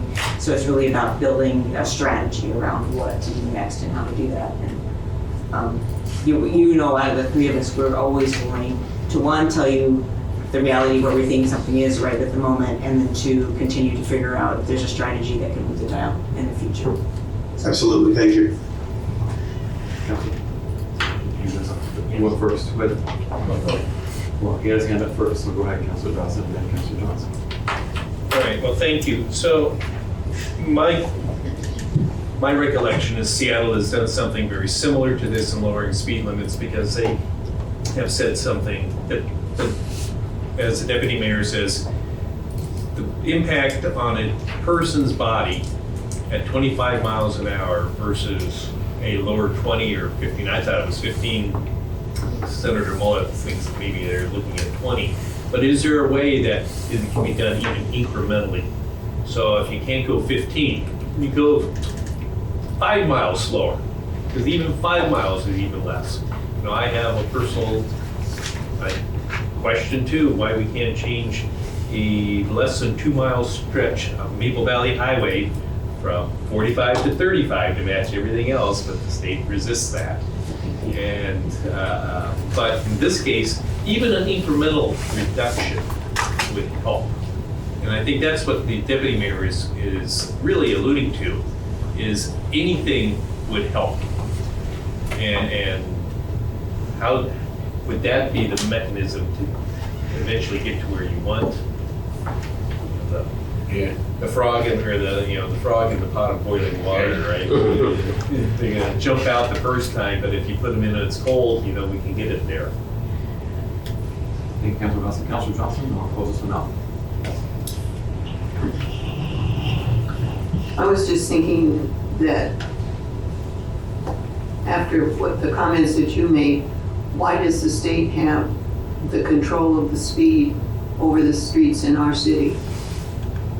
They could set guidelines, recommendations, but it would solve your problem of the 2 mile stretch, because we're driving hourglass all the time, trying to keep up with what the speed limit is in the little section of road you're traveling doesn't make any sense. So then the other thought that I had was cutting it back to 15 miles an hour really needs to have a lot of community input for that area, not the whole city, but that area where the problem is, like we've had at Maple Heights. And maybe we need to take a look at restructuring the whole law, but just listening to Councilor Dawson, my question becomes, why is the state so involved in what our speed limits are in our city? Thank you, Councilor Johnson. Anything else? Okay, back to this motion. So priority number 5, Senator Millett. You preempted that. I'm hopeful that you're not resistant to the actual amount per square foot getting increased, but I think you're probably alluding to the supermajority and the challenge. I know we've attempted to have that reduced for many years and have not been successful. But definitely those are the 2 barriers or challenges we see on the capital side of our budget. The numbers are there for you to look at, so you've got can track on what percentage of state match funds on our facilities, but it's not a lot. It's a very small portion of what it costs to actually build those buildings, and especially as the buildings become more complicated and have to fulfill more need. Definitely the cost increases with that. Yeah, I run the simple majority bill, and then I switch it to the 55% bill under Councilmember Dawson's idea of incremental progress. And I just, at this point, I don't have a single Republican vote on that. I mean, Senator Fain would co-sponsor the 55% version with me when he was there on the Education Committee, but I don't even have that one person who can at least be willing to have the conversation with the Senate Republican caucus, and it's a 2/3 vote. And there are not. So I think on that issue, my advice is we understand why it's important, and that's why I think we would all vote for it in a heartbeat. It just isn't something that, at the time, since it's a 2/3 vote to do a constitutional amendment. I think on the school matching program, I think, my understanding from Representative Callan, who works closely with Representative Theringer, who chairs the capital budget, is that they are going to have some proposals on looking at the SCAP, formula of how it works. And my only, we have a finite amount of bonds we can issue in the state. This biennium is $4.1 billion. And just my thing to have everyone keep in mind is we can, normally the K-12 gets roughly 20 to 25% of that. So let's say it's $1 billion of that 4.1 that goes to K-12. And I think anything we do that keeps that percentage similar is fine. Redo the formula to try to keep it there. What causes me anxiety and makes it hard to sleep at night is if you were to double that from 1 billion to 2 billion, you decimate higher education. You decimate it. Like, you don't have all of our high school kids would be going to school out of state because we would not have a functional higher ed program in the state of Washington if we were to, put all our capital budget funding solely into K-12. So people just have to remember that there's a lot of things we're trying to do as a state with that $4.1 billion. And so I think rejigging the formula within kind of our traditional SCAP investments of that $1 billion is a fair question. I'm all for it. But can we just double the amount every school gets? It's not a super reasonable option, I don't think. Yeah, Senator Millett makes an excellent point. When you have fixed dollars, right? We all know what that's like, that with your own budgets and what that looks like. So, but also recognizing that, the model, the prototypical school funding model doesn't do what it needs to do for a significant portion of our districts. And so there has been some work that we've been doing on the House side, trying to have some conversations about what that looks like. It actually very significantly ties into the 50% majority and what that looks like and means. So I actually did get to take a vote on 50% majority this last session in committee, and we passed it out of the Ed Committee and took it to Capitol where it didn't come for a vote. But the conversation that we were having and listening to the dialogue for people on both sides of the aisle were, one, the limited sets of dollars, what does that look like and mean, and what that would do if you passed 50% majority, how many of those schools would come through, and do we have enough dollars to cover the whole capital bond demand that we have across the state without causing great harm in another sector. So what is that problem and how do we solve that? But the other question around that is, why do we change and increase the number of schools that can actually get dollars when the model, the school funding model is broken? So first, let's fix the broken school funding model, and then figure out how that plays into all of the other buckets that we sit on capital, which includes, local small district modernization dollars. It includes, crisis repair dollars. It includes lead repair. All of these buckets. Seismic is the other big bucket that came up this last session, right? So when you start looking at all these separate buckets and you're looking at rebuilding schools, or you're talking about building brand new schools, how do you come up with a school construction formula that can take into account the conditions of the buildings, all of these other factors that are going to be the cost of maintaining and taking that on? What is the regionalizational cost of building and building? And how do you restructure a funding model that tries to take that all on and creates more equity for the delivery of those funding models across the state. We have districts, of course, that will never, ever pass a bond, and their schools are literally falling down, literally. I mean, we know that students can't learn in buildings like that. So we have to do something, and there's been several attempts. I think there's been, Jim probably knows too, there's been at least 2 task forces that I know of on school construction formula that haven't come to any big change. And so this is about, well, can we pilot a model that looks differently at and includes some of these other factors?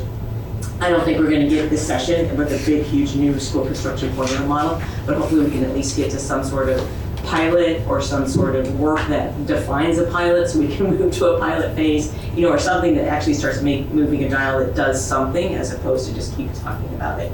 And I think once we get that fixed, and if we can get that fixed, then we're going to have much more bipartisan support around because we'll know what the dollar impact is when you pass a simple majority bond. We'll know what that means, and we'll know how the capital budget in the state can actually absorb it or not absorb it, and what that deals with. But until we can do that, at least on the House side, I think from a bipartisan perspective, we really have to figure out the school construction funding model first. That was a message that came through loud and clear this last session for us.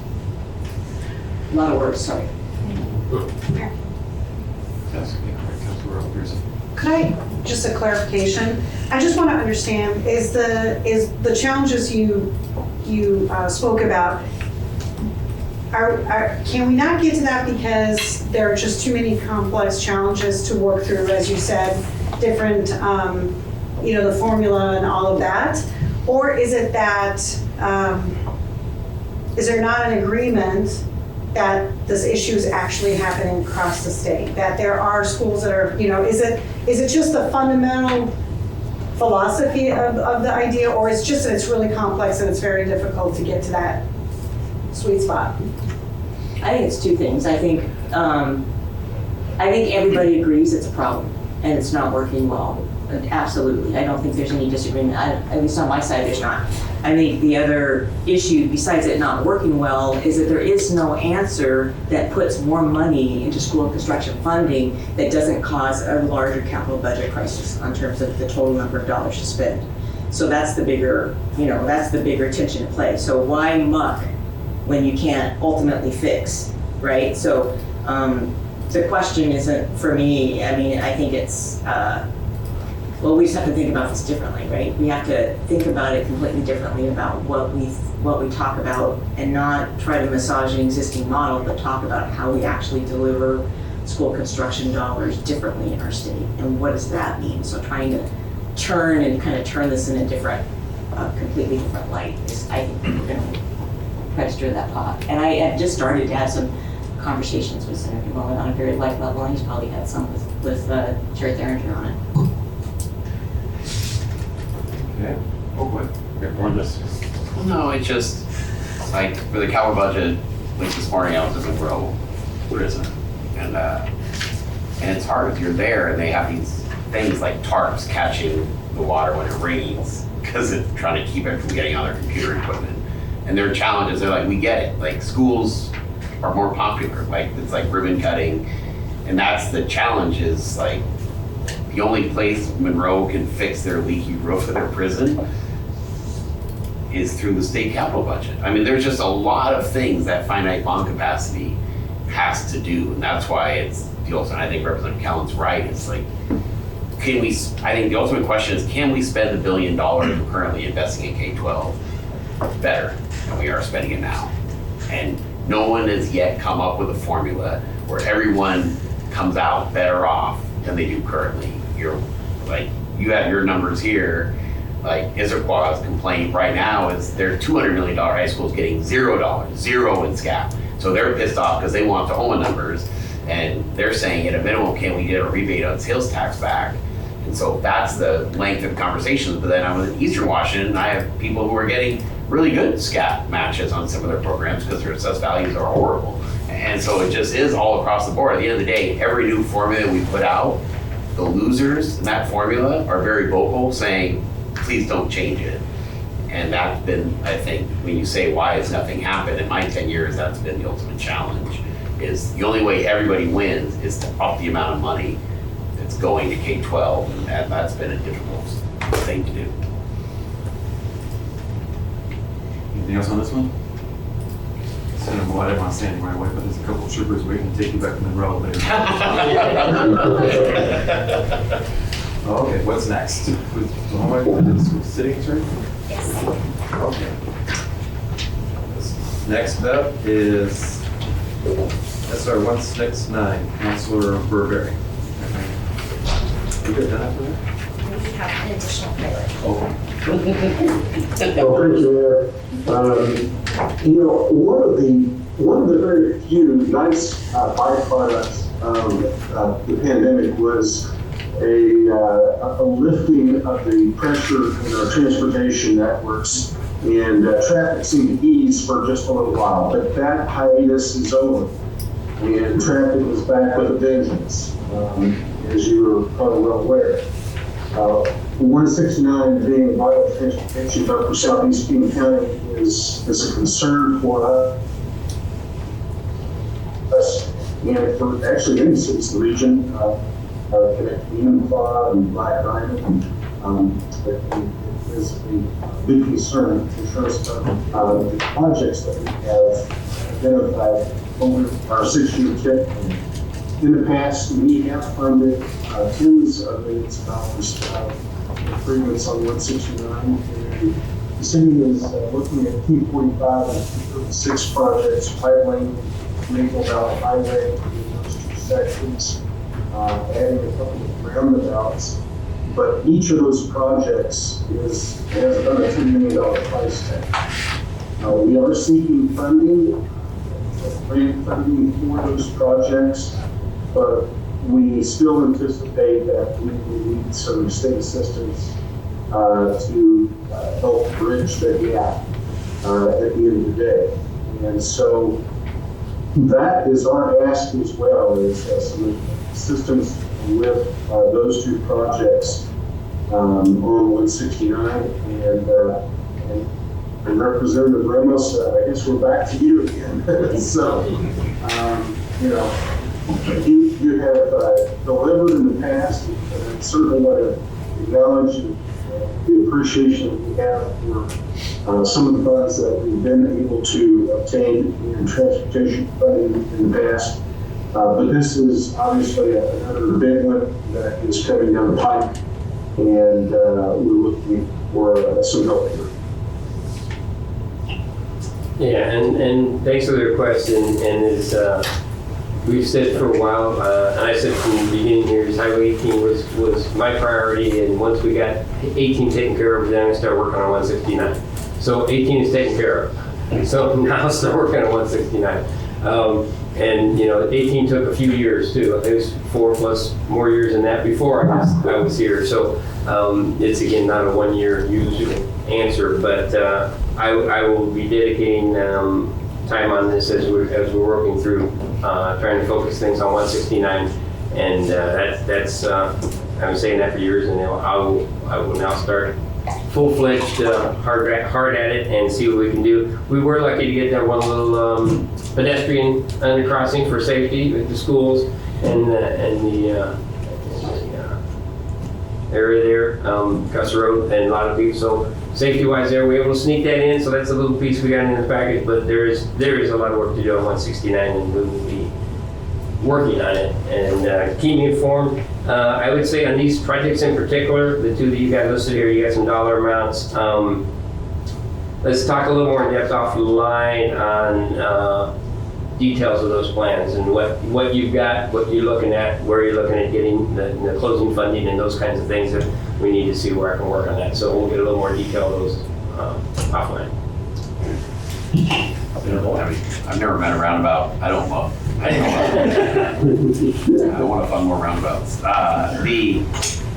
Representative Ramos was bang on. We sat in this room last year and we talked about this and we said, we're really close to getting Highway 18, the $640 million. Let's focus on that. And so I think strategically we made the right decision in the last few years to really, as not just Maple Valley, you guys did a great job of bringing in all your regional, partners here to really focus, on getting Highway 18 funded. So kudos to you guys on a great effort. It was thrown to get it done. And yeah, these are good projects. And I think 10 Trails, I would highlight saying, everyone says we need more houses. 10 Trails has a crap load of houses going in.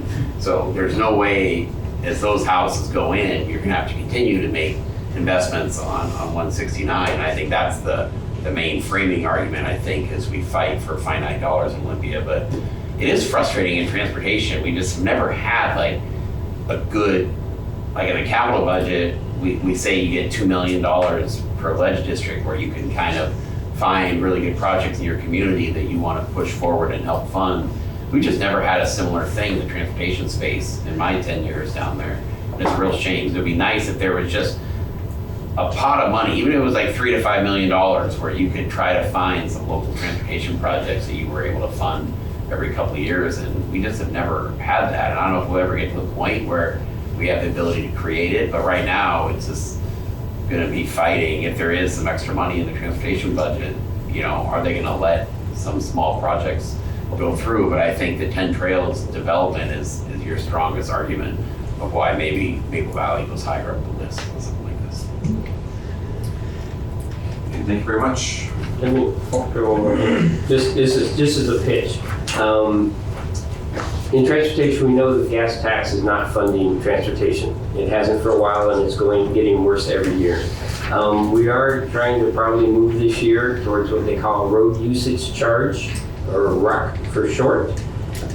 This would be a way of replacing the gas tax, which is failing and going out, and it won't fund transportation, as a way, again, the user fee, that the more you use the roads, the more you would contribute to the use of those roads and building, preserving, and maintaining them. This is going to be like a long process, about 10, 15 years to really get things implemented, but hopefully this year we'll get something. You'll see stuff of getting it started. And so there's lots of ways to do that, and get technical. I'm happy to talk with any more offline as you come, but watch for this, because we'll be doing that. Because, I mean, this transportation package for the first time had a third of the money basically going to preservation and maintenance, because we can't maintain what we have, right? And everybody wants that. We don't want to keep our roads in good shape. So then the capital dollars get a little short if we're just trying to maintain, because we've fallen behind in those things. So I just bring it up to say the road usage charge, or RUC for short, be listening for that. It's going to be slow start of implementation, a way to replace the gas tax in the long run on how to fund transportation in a fair, equitable way in the long run, which is a way that the more miles you drive, if you drive 20,000 miles a year and I drive 10,000 miles a year, I should probably pay half of what you're paying. It seems to make sense. The questions are a bunch of difficulties, and how do you collect that? It's not just collected at the pump, because you're not pumping gas, right? You're not getting it that way. So just want to put that out there, because we're slowly starting the education process. Folks to hear about that, ask questions, and learn about that is what's going to be slowly coming up. And I will have some legislation on that this year. Thank you very much. Okay. So it's our turn. We had 5 priorities and a bonus priority, just to keep things spicy. Yes, we like to have, it's a special surprise just for you. Here we go. The last item on our list of priorities is the improving the prototypical model. We know the state has done an impressive job in the last 10 years, I'd say, of bringing that closer and closer, but I believe that still needs to be in focus. One of the areas that we would comment on is request is the social emotional safety of our students, as we know that that's a priority at this time.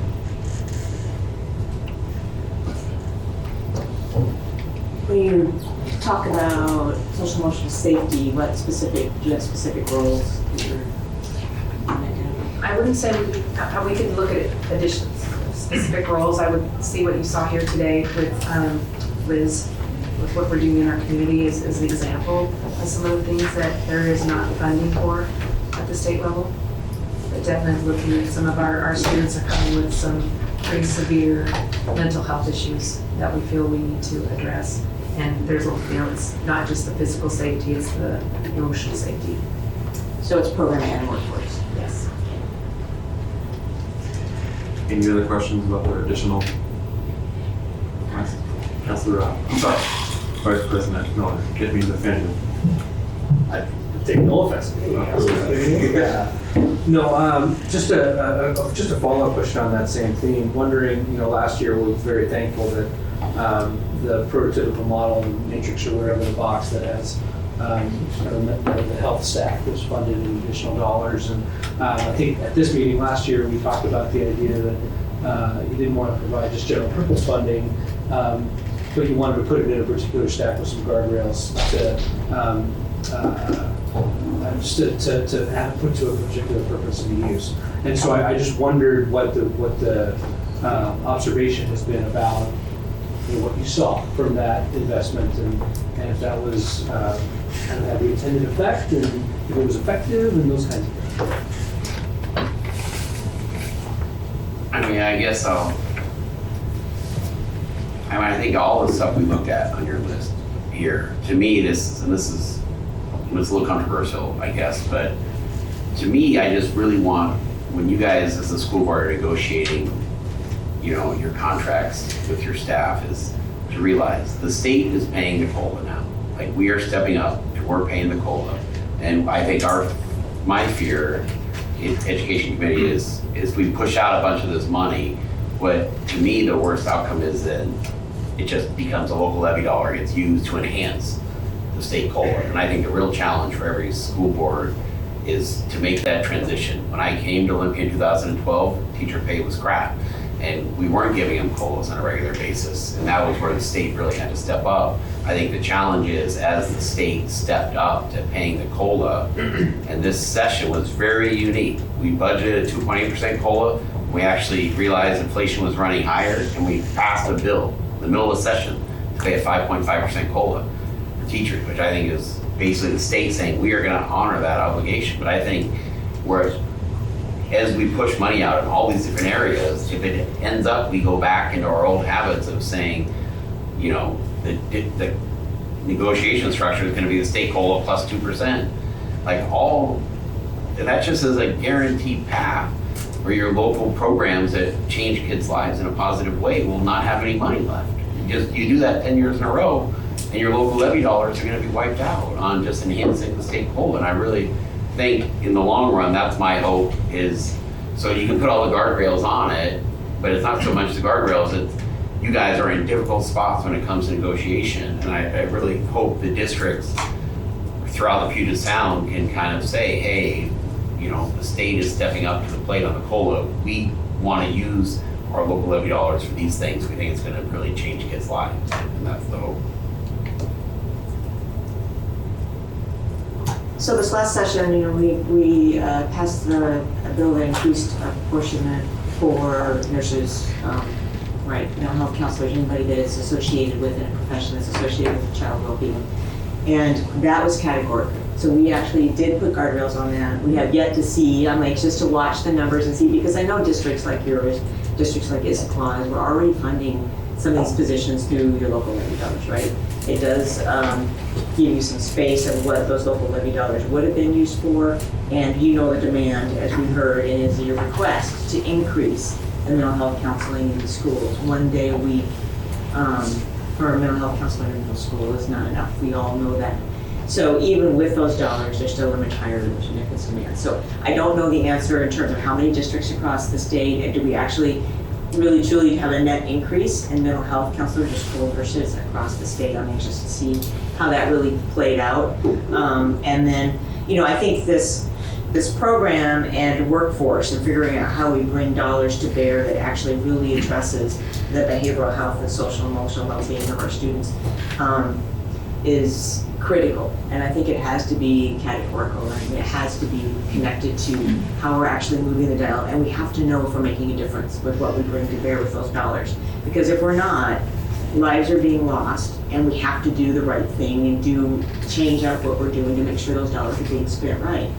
And so outside of and in connection to our K-12 system and what we're looking to do around that, on the Children's State Behavioral Health Work Group, there is a school-based subcommittee, and they brought forward, recommendations as well. So to continue to push out and look at how we can bring schoolhouse center connections that have behavioral health centers that are tied to programs that are outside the school district. So the cost isn't yours to bear, but the resource is close and tied and connected, right? How do we build that workforce? These are all key foundational, those periods. So can we figure out how we can extend and build a workforce? That includes our K-12 environment, so supervisory hours, which are hugely difficult to get for mental health counselors right now. Some of them have to pay for those supervisory hours out of pocket. There's just not a way to, the crisis that we're in around behavioral health workforce is dramatic, and there's no reason why we shouldn't be bringing in our K-12 environment to help work with building that clinician workforce and bring some more bodies into the building, as well as bring more workforce into that, right? So that's extension of existing workforce in a dollar bucket that helps us understand how to make that happen, right? So there's a lot of tools out here that we want to try to get to, again, at the core problem of how do we bring those resources to bear. So we can either just give you buckets of money, say go hire, but there's no resources to hire, or we can figure out how we actually can try to partner and bring in more program dollars and bring the resource and workforce around to it. So my head's in all of that spaces, and I'm happy to have deeper conversations.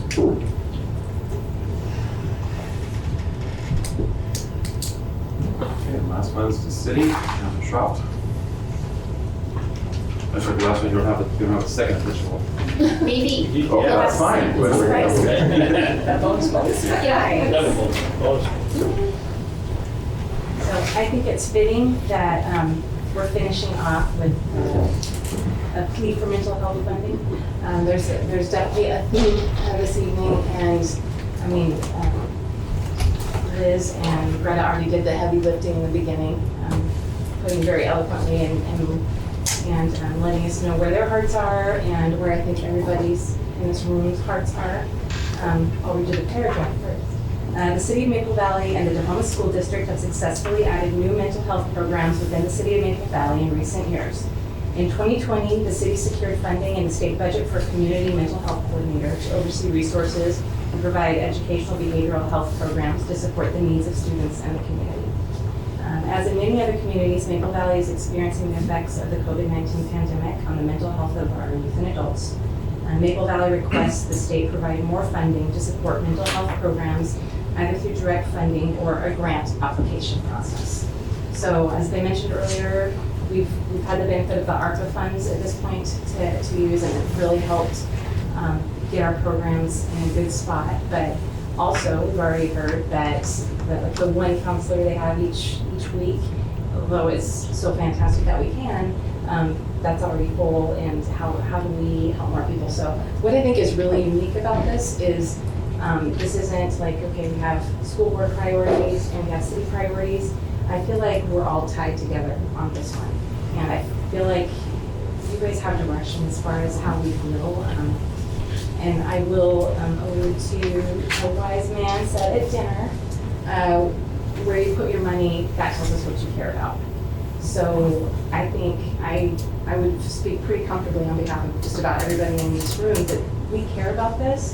And I would take it a step further and say, where you put your money, that's who you are. And I think this is who we are as a community. You're driving past the billboard, and I think we can be an example to other communities around the state, because I think that's who Washington is, and I think that that's what Washington cares about. So I think it's, this is the one that I'm going to remember next year when we're reviewing our legislative priorities and how we did and everything.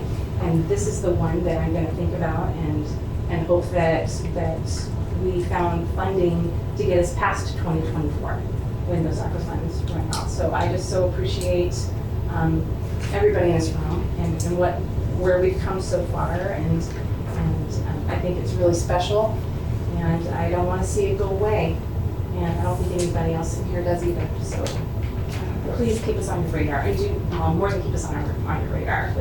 Please keep working for us. Thank you.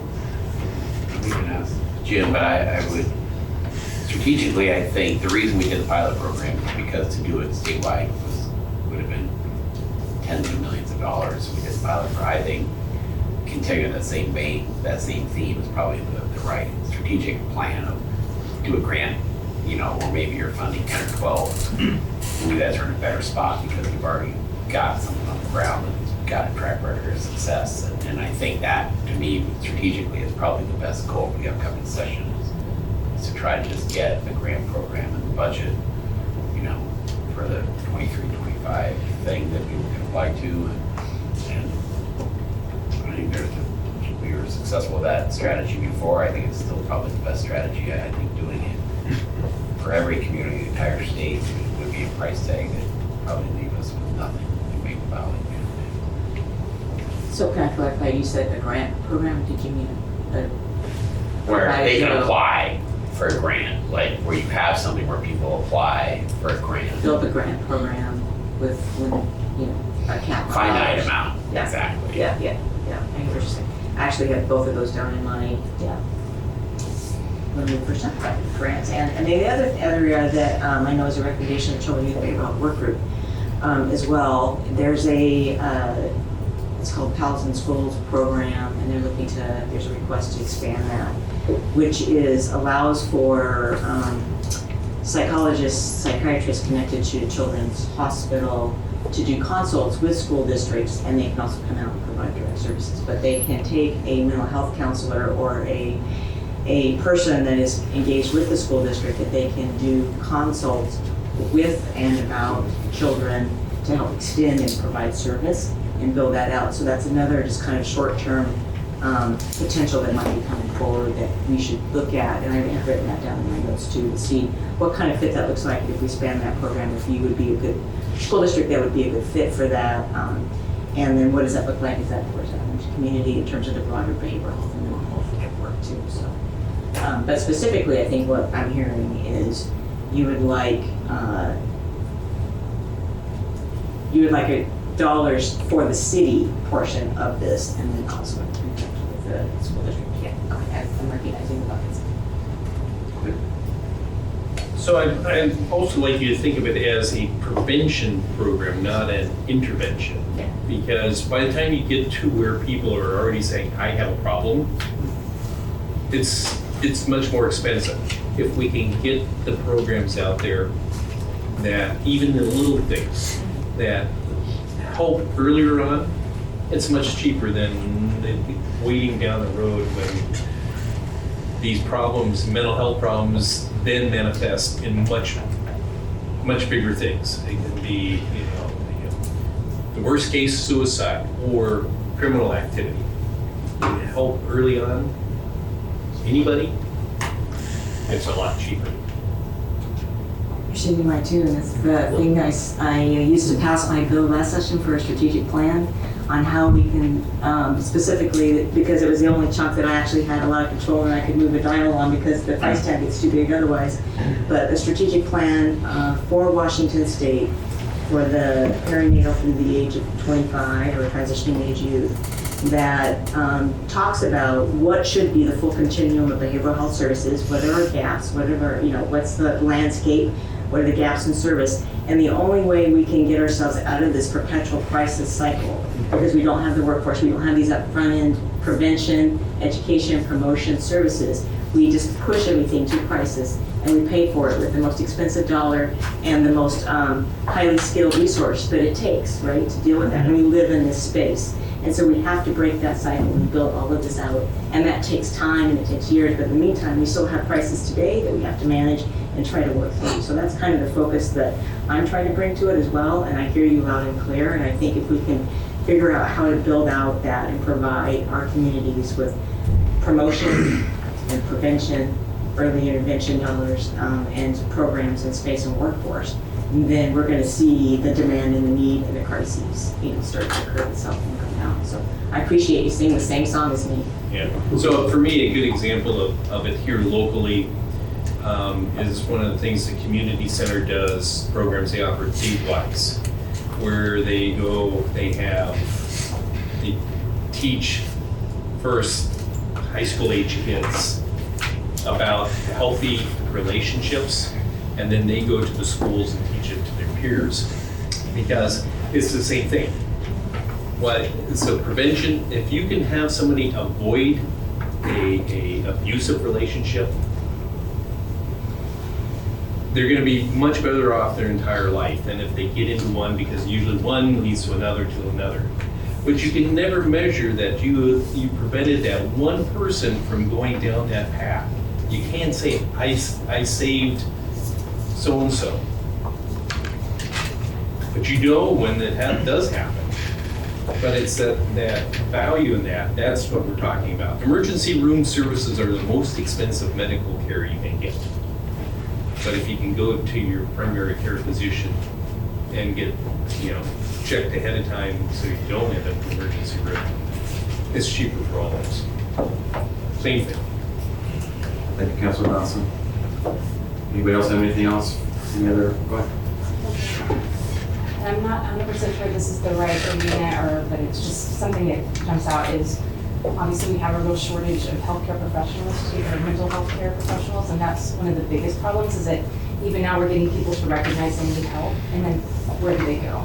It's hard. So I don't know if there's some sort of messaging we could be doing better as a state, as a community, at pushing out to kids that are, seeking higher education. Like this is something that, it's, for a long time it's been STEM, which thank goodness, because we need it, but it was also a very effective campaign, and I feel like there's got to be more we can do to draw attention to just our need for behavioral health workers.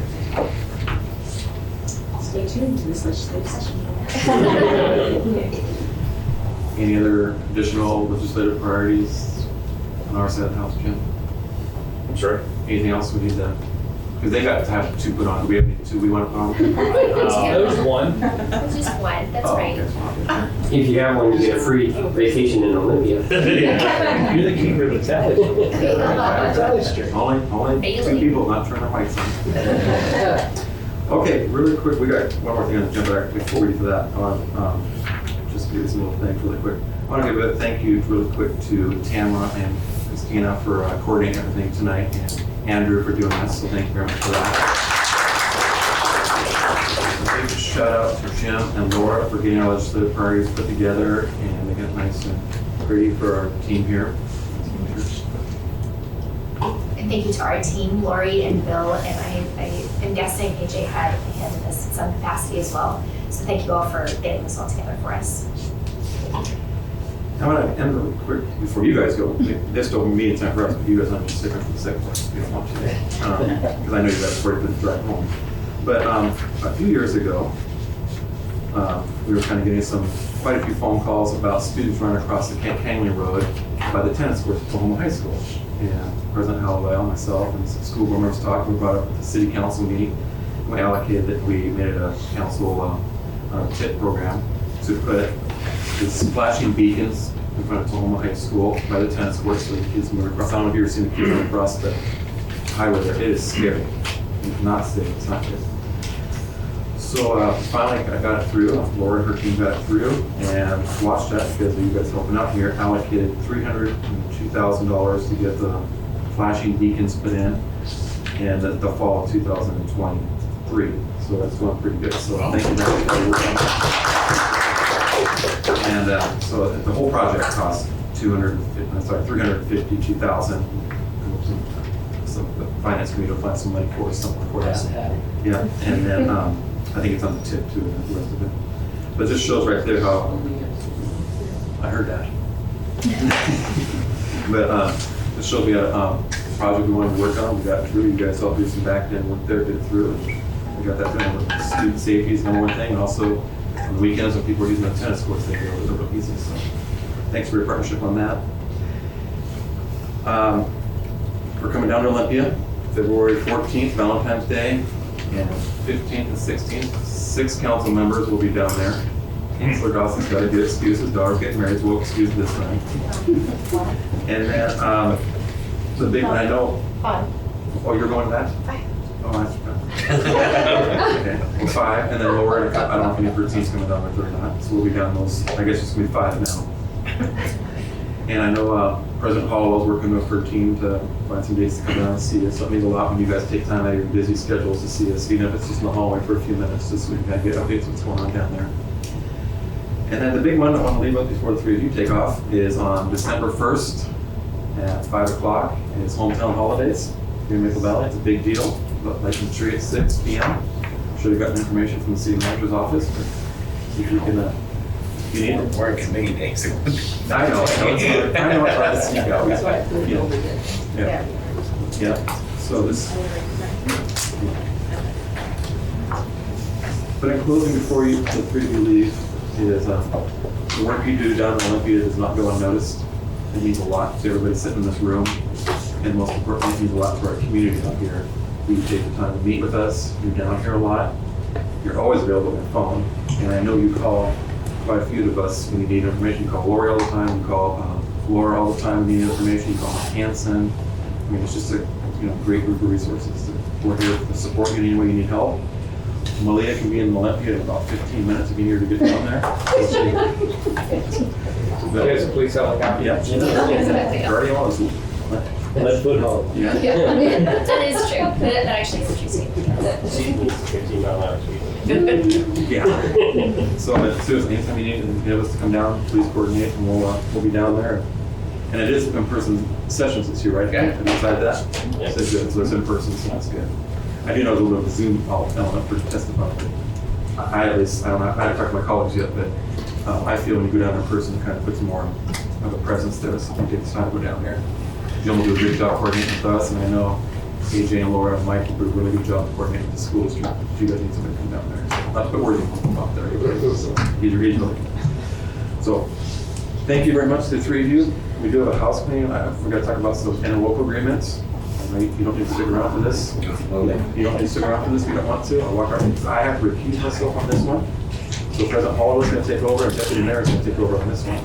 So I've recused myself from an employee of the school district, so I'm talking to legal staff, and probably best if I just kind of recuse. I'm going to recuse myself on this one. So. Thanks for what you do, and I'll be back when we get to the good of the order. Two more things on the agenda. So, President Holloway? And thank you very much for having us. We really appreciate you putting this all together so we can hear these things directly, work with them, and can continue to communicate on them as we go. This meeting is excellent. Thank you for putting it on. No, I absolutely agree. It's great to see you all in person and connect, and this is just the start of the conversation. I know there's a lot of meat that I to the bone on a lot of this stuff, so we'll be doing that for sure with all of you. And yeah, I just a note. I know that House. I think the Senate's probably back to its regular standard operating procedure. The House is looking at, because we have so much traffic among the legislative office floors in JLF, there might be a different kind of check-in process to a given floor. So but our LAs will figure that out whenever that gets determined and keep you apprised of all of that. So there might be some look and changes that are different. But we still love to have you there. We love to see you, and absolutely love talking to you. Thank you very much. Yeah, and I will say, I think a lot of your priorities, both on the school and the city side, are very achievable in this upcoming session. So this is super helpful, and I will reach out on the school board side because I'm the financial literacy person in the Senate, and we have a grant program for school districts willing to do financial literacy. And so I just want to put it on a radar screen because we're looking for school districts, who are willing to apply to try to figure out how to incorporate more financial literacy into their curriculum, and we'd love some of the local districts to be on that list. So, cool. Thank you very much. President Hollowell, Deputy Mayor, you've got the dais.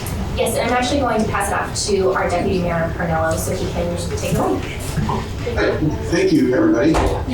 So the school board had reached out with some concerns on the policy change for facility use sharing, and part of the concerns they expressed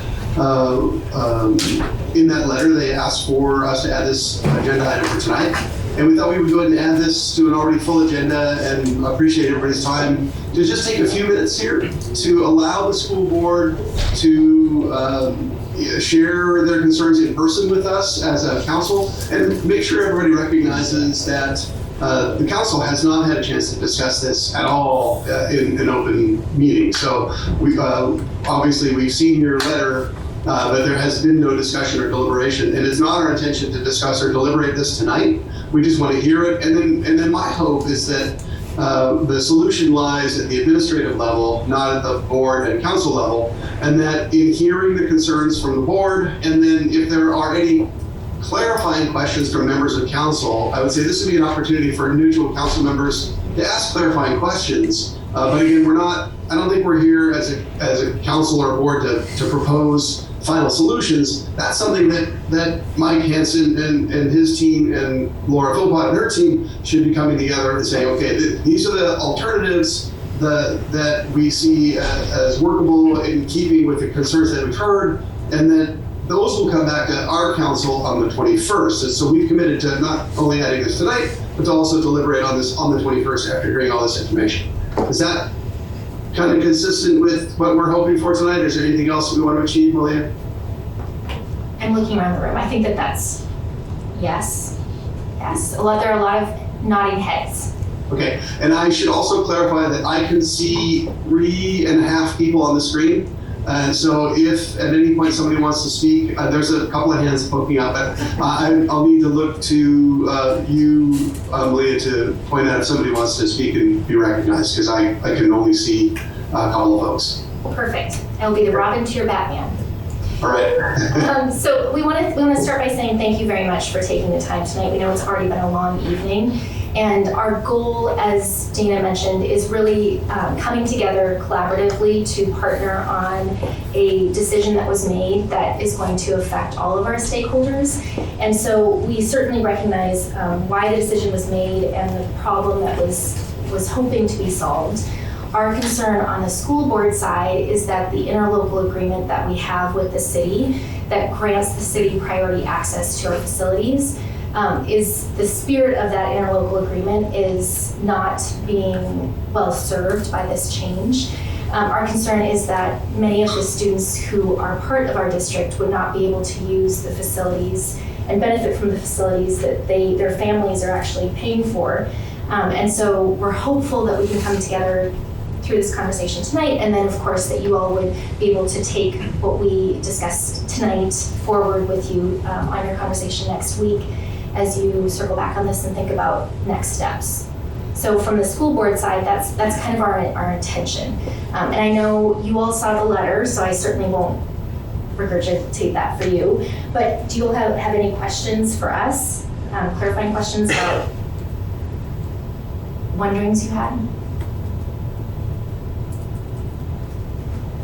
Well, this might be a shorter agenda item than we expected. I only see a couple of things.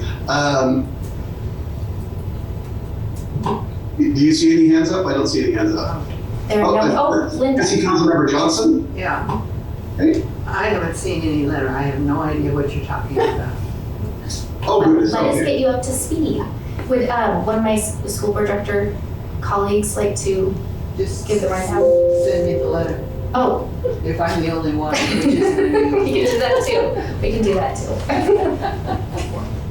And Director Miller, would you mind just giving a really quick snippet view of what that was about? Well, I think you described it pretty well in your preamble, honestly, that the change in the registration process for the basketball season is what's kind of at the heart of the issue, and providing priority or earlier registration for citizens of Maple Valley as opposed to non-citizens of Maple Valley or residents. That's kind of the heart of the issue, and then what President Hollowell was speaking to is really that the interlocal agreement, again, provides priority access for the city and those programs to use the facilities of the school district. And it creates a bit of an inequity for our entire student body and those families to have access to those programs in our facilities. Okay. Yes, I have read that stuff. Okay. Okay. Does it help? Yes, thank you. And I think I may have seen another hand. I see a hand. I don't know whose that is, but. Yes, Counselor Schroff. I'm so excited to get to say counselor. Go. Okay, so I do have a question, which is just to catch me up on a little bit of the history. I've been trying to kind of get educated that way, but so at the beginning, so it was the TLC programs that the school was providing, right? And then that became, we weren't able to afford those anymore correctly. So then we took it on, or the city took it on. What was the So the spirit of it at that time, I think you alluded in the letter that it sounded like this was not in the spirit of the agreement. Was there something specifically that, can you clue me in on what that conversation looked like? Because just looking at the ILA, there's nothing that really tells me that that's what that was. So I'm wondering where I can find that in writing somewhere or something just to help clear it up for me. Yes, of course. And actually, Dina, you would probably be one of the people best suited to answer that question because you were there. Well, I was there with Lori, so I think you can help me too, Lori. But I don't know. From how I look at it, the ILA and the TLC program sunsetting wasn't together. Like we didn't, there wasn't anything. We didn't come up with a plan that, hey, this is sunsetting, and then here's what we should do. So as we say those words in spirit of, I'd actually like it for our shared understanding. Is it, what are we talking about specifically? I mean, I love the terminology, but what you guys might be thinking may be different than what we're hearing, or some of us don't even know, right? And so the TLC program, at that time, we couldn't, in terms of dollars and being best stewards of money, we weren't in the practice of running a Parks and Rec program, right? And so that was a time that we decided that was going to end for us. And then the city at that time came in and worked with us, right, in terms of picking those programs up. Is that how you remember? Was it the same time that the city actually was the beginning of the Parks and Rec program for the city of Maple Valley? The beginning of the TLC program was because there was no city and there was no Parks and Recs program for a long time. So the school district had this program to help kind of provide some of those experiences that you would see in other cities. And just to be clear, I don't recall at that time that there wasn't anything that was talked about as to the school district students would get first. I mean, that wasn't specifically ever stated in anywhere. I don't recall that. So I don't know if that's a confusion or if someone's thinking that, but that wasn't something that we talked about. And then the ILA obviously is, I think we went about a year and a half on that last one. And we went through variations and sat down and talked about what was the best use of facilities in the district and who would get priority and things like that. So, and so I hope that answers. I don't know if you have any more questions or if I'm answering your question, but. Mostly, I still feel like I'm missing something because I still don't see any kind of a specification. Like, I mean, to me, it's a pretty big statement to say. Like when I was reading, saying it was a good faith and agreement, and we're kind of breaching that good faith agreement if we do X, Y, Z, and I think that would be not a good thing, right? So I'm looking to see evidence that we are, if the city does this, that we are acting not in good faith. And so I guess that's what I'm looking for, is somebody to show me. Councilmember Schroff, I think your question has been heard, and I saw Councilmember Dawson raise his hand. I'm not sure if he's wanting to respond to that, or is this a different point, Councilmember Dawson? No, I'd like to respond. As my recollection, much like Councilor Pearson, was we made a priority. Well, we set a what's the term?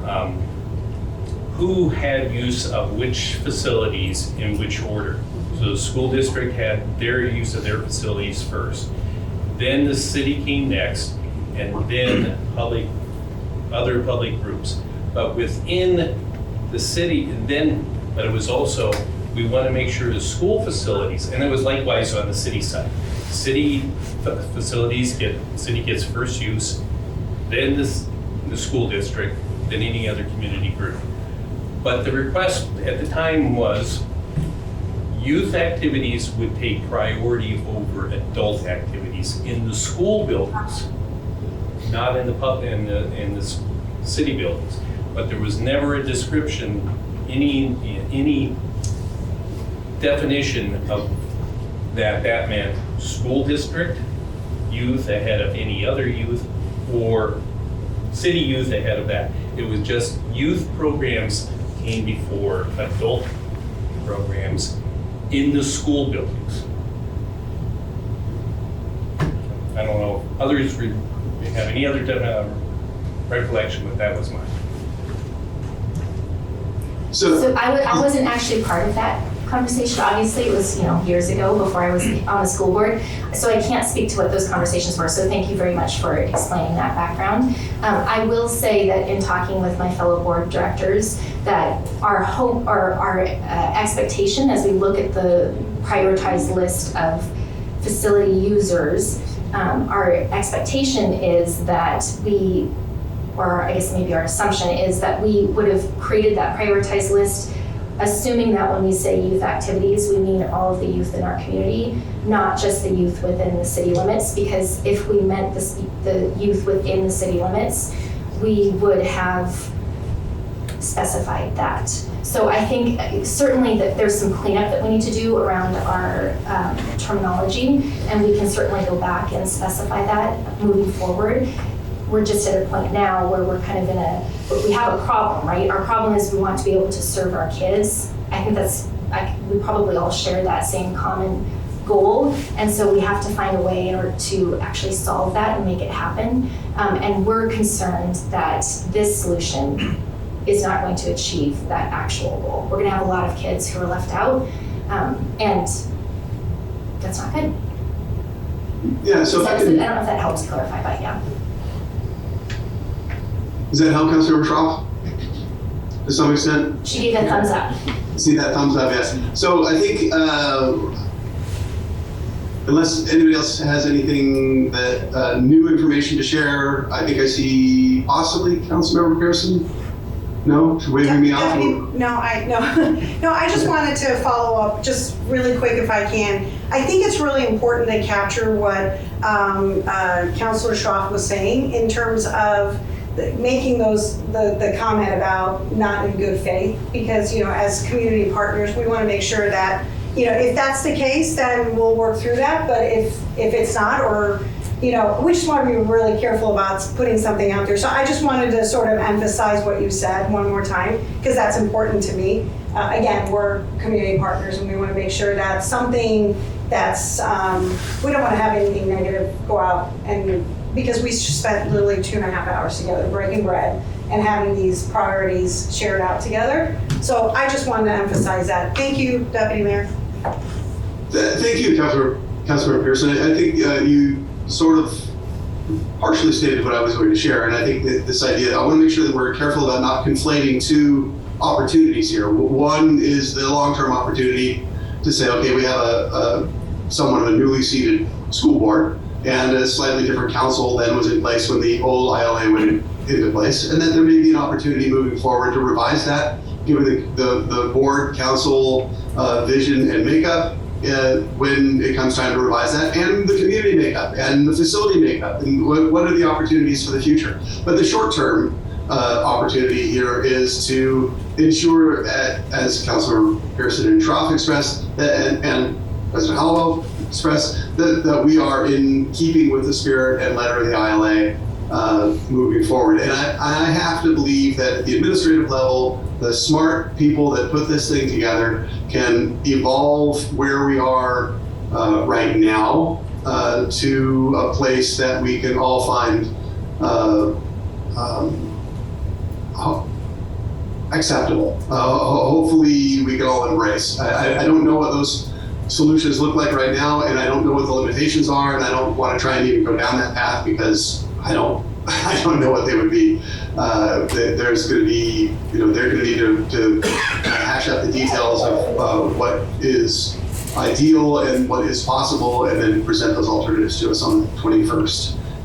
And then hopefully we can arrive at a solution that we're all happy with.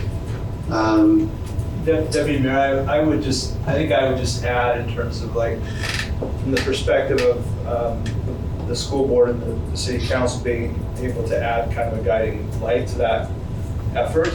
I heard Councilor Councilor Dawson talk about sort of the definitionally, and I think Councilor Pearson talked about definitionally what the youth meant when that agreement, when the ILA was reached. And I think it's probably safe to assume that the school board at that time came to that conversation definitionally of youth being the youth of the school district. And I can imagine that it would be safe to say that from the city's perspective, they came to that conversation definitionally with youth being youth within the city limits. But I think as the guy, for me, I think the guiding principle in the conversation, or in whatever the workaround is that what are the youth and the families that contribute to Maple Valley? I think it's hard to bound that within incorporated Maple Valley. You think about the families and the students who actually shop here, recreate here, commune here, go to church here, go to school here, everything.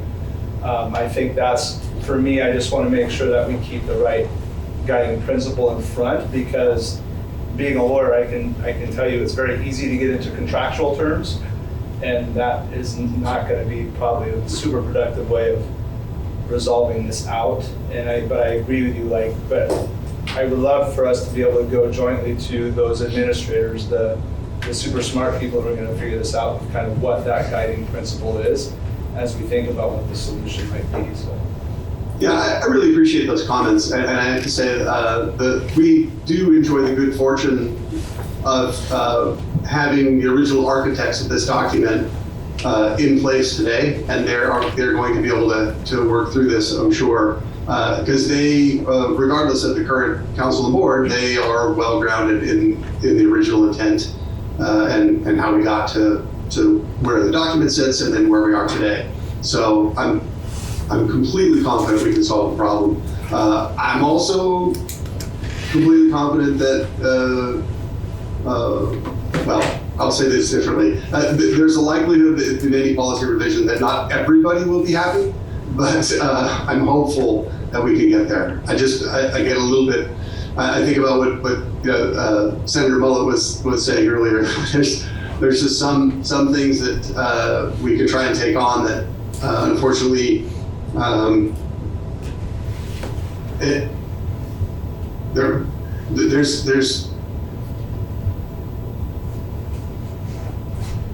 there's always going to be, and using school funding as the example, there's always going to be groups that are more pleased with one outcome than another, and I'm hoping we can find one that strikes the right balance.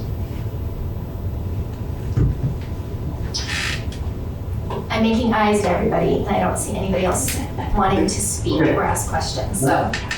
Then I guess we can probably close out this agenda item and then call the mayor back up to the dais. Is he in the audience? I think he was eavesdropping on us. He just wanted to use the gap.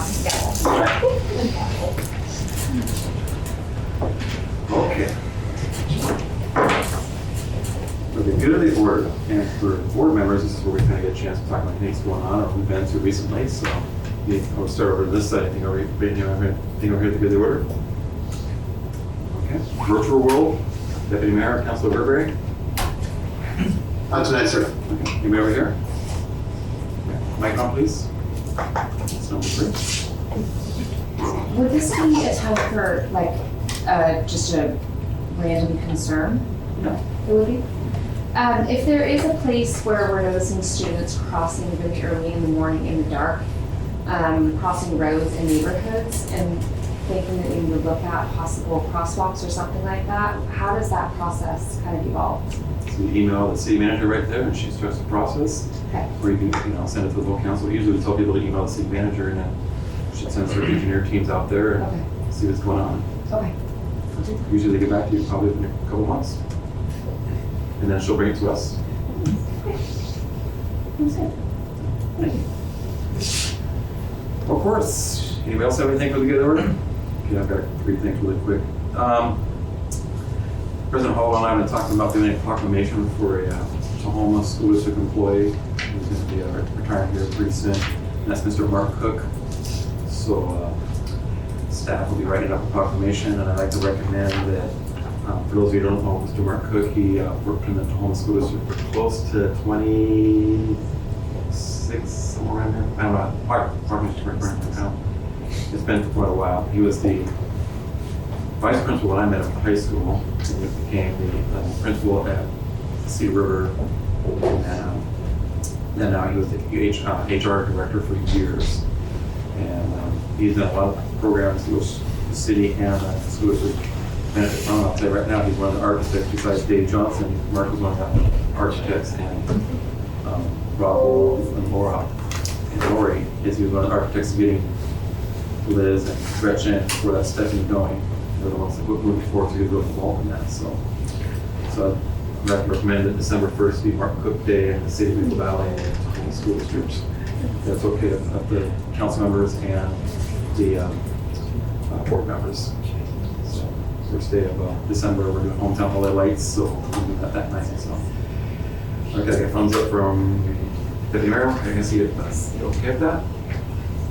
Okay, so 7 thumbs up. Well, okay, 7 thumbs up. So finish the proclamation up. We'll ask council members to sign it on the 26th. Is that Monday? 24th, whatever next Monday is. No, 21st. 21st. And then we'll ask the school board on the 26th. We'll bring it to you on sometime that morning. And I know Mr. Mitchell's working on it from the school district side, and I'm helping a little bit in Sean's from the city side. Looking nice. So next thing I got is I already talked about hometown holiday lights. I talked to Councilmember Dunn this afternoon, and they're going through the King County budget process. And some good news is Councilmember Dunn has been pretty excited about allocating quite a bit of money to the City of Maple Valley and Tahoma School District this year's budget process. And I just got some quick highlights of some organizations that are going to get some pretty good funding. The Tahoma Foundation, the Greater Maple Valley Community Center, Tahoma High School Sports Program, football uniforms. I don't know what request you put in there, but it finally made it through after 4 years. A little late. Yeah. And then the Historical Society. That's just the name of field. So it's pretty exciting. He's getting lots of things through the budget process there. And also he's working really hard to get some funding for mental health too, so we can get some more funding. Remember a couple of years ago, we got $25,000 for mental health for that. So I was pretty excited talking to him this afternoon. On that, I don't have anything else for the good order. Just talking to the 3 legislators and Jim on the way out, and I'll let you know that they think this is probably one of the most productive meetings they attend a year. We get a lot out of it, and they got some follow-up stuff. They're giving Jim a bunch of follow-up things. I know they'll be calling in the next couple of days. They said, I'll call. Senator Moulton, I'll call Lori. Yeah. So you'll be getting some phone calls. But so very productive, and it shows our community how well we all work together. Roll bumps once in a while. We've been through these before, and we'll come through ahead like we always do. Because we always, one thing that's so very important to all the electeds that are sitting here is we always put our citizens, students in the middle of the room when we're making our decisions. It's very important. So, on that note, Madam President, you get to adjourn us. You could say this time really quick for the clerk. Oh, it is 8:42. We are adjourning.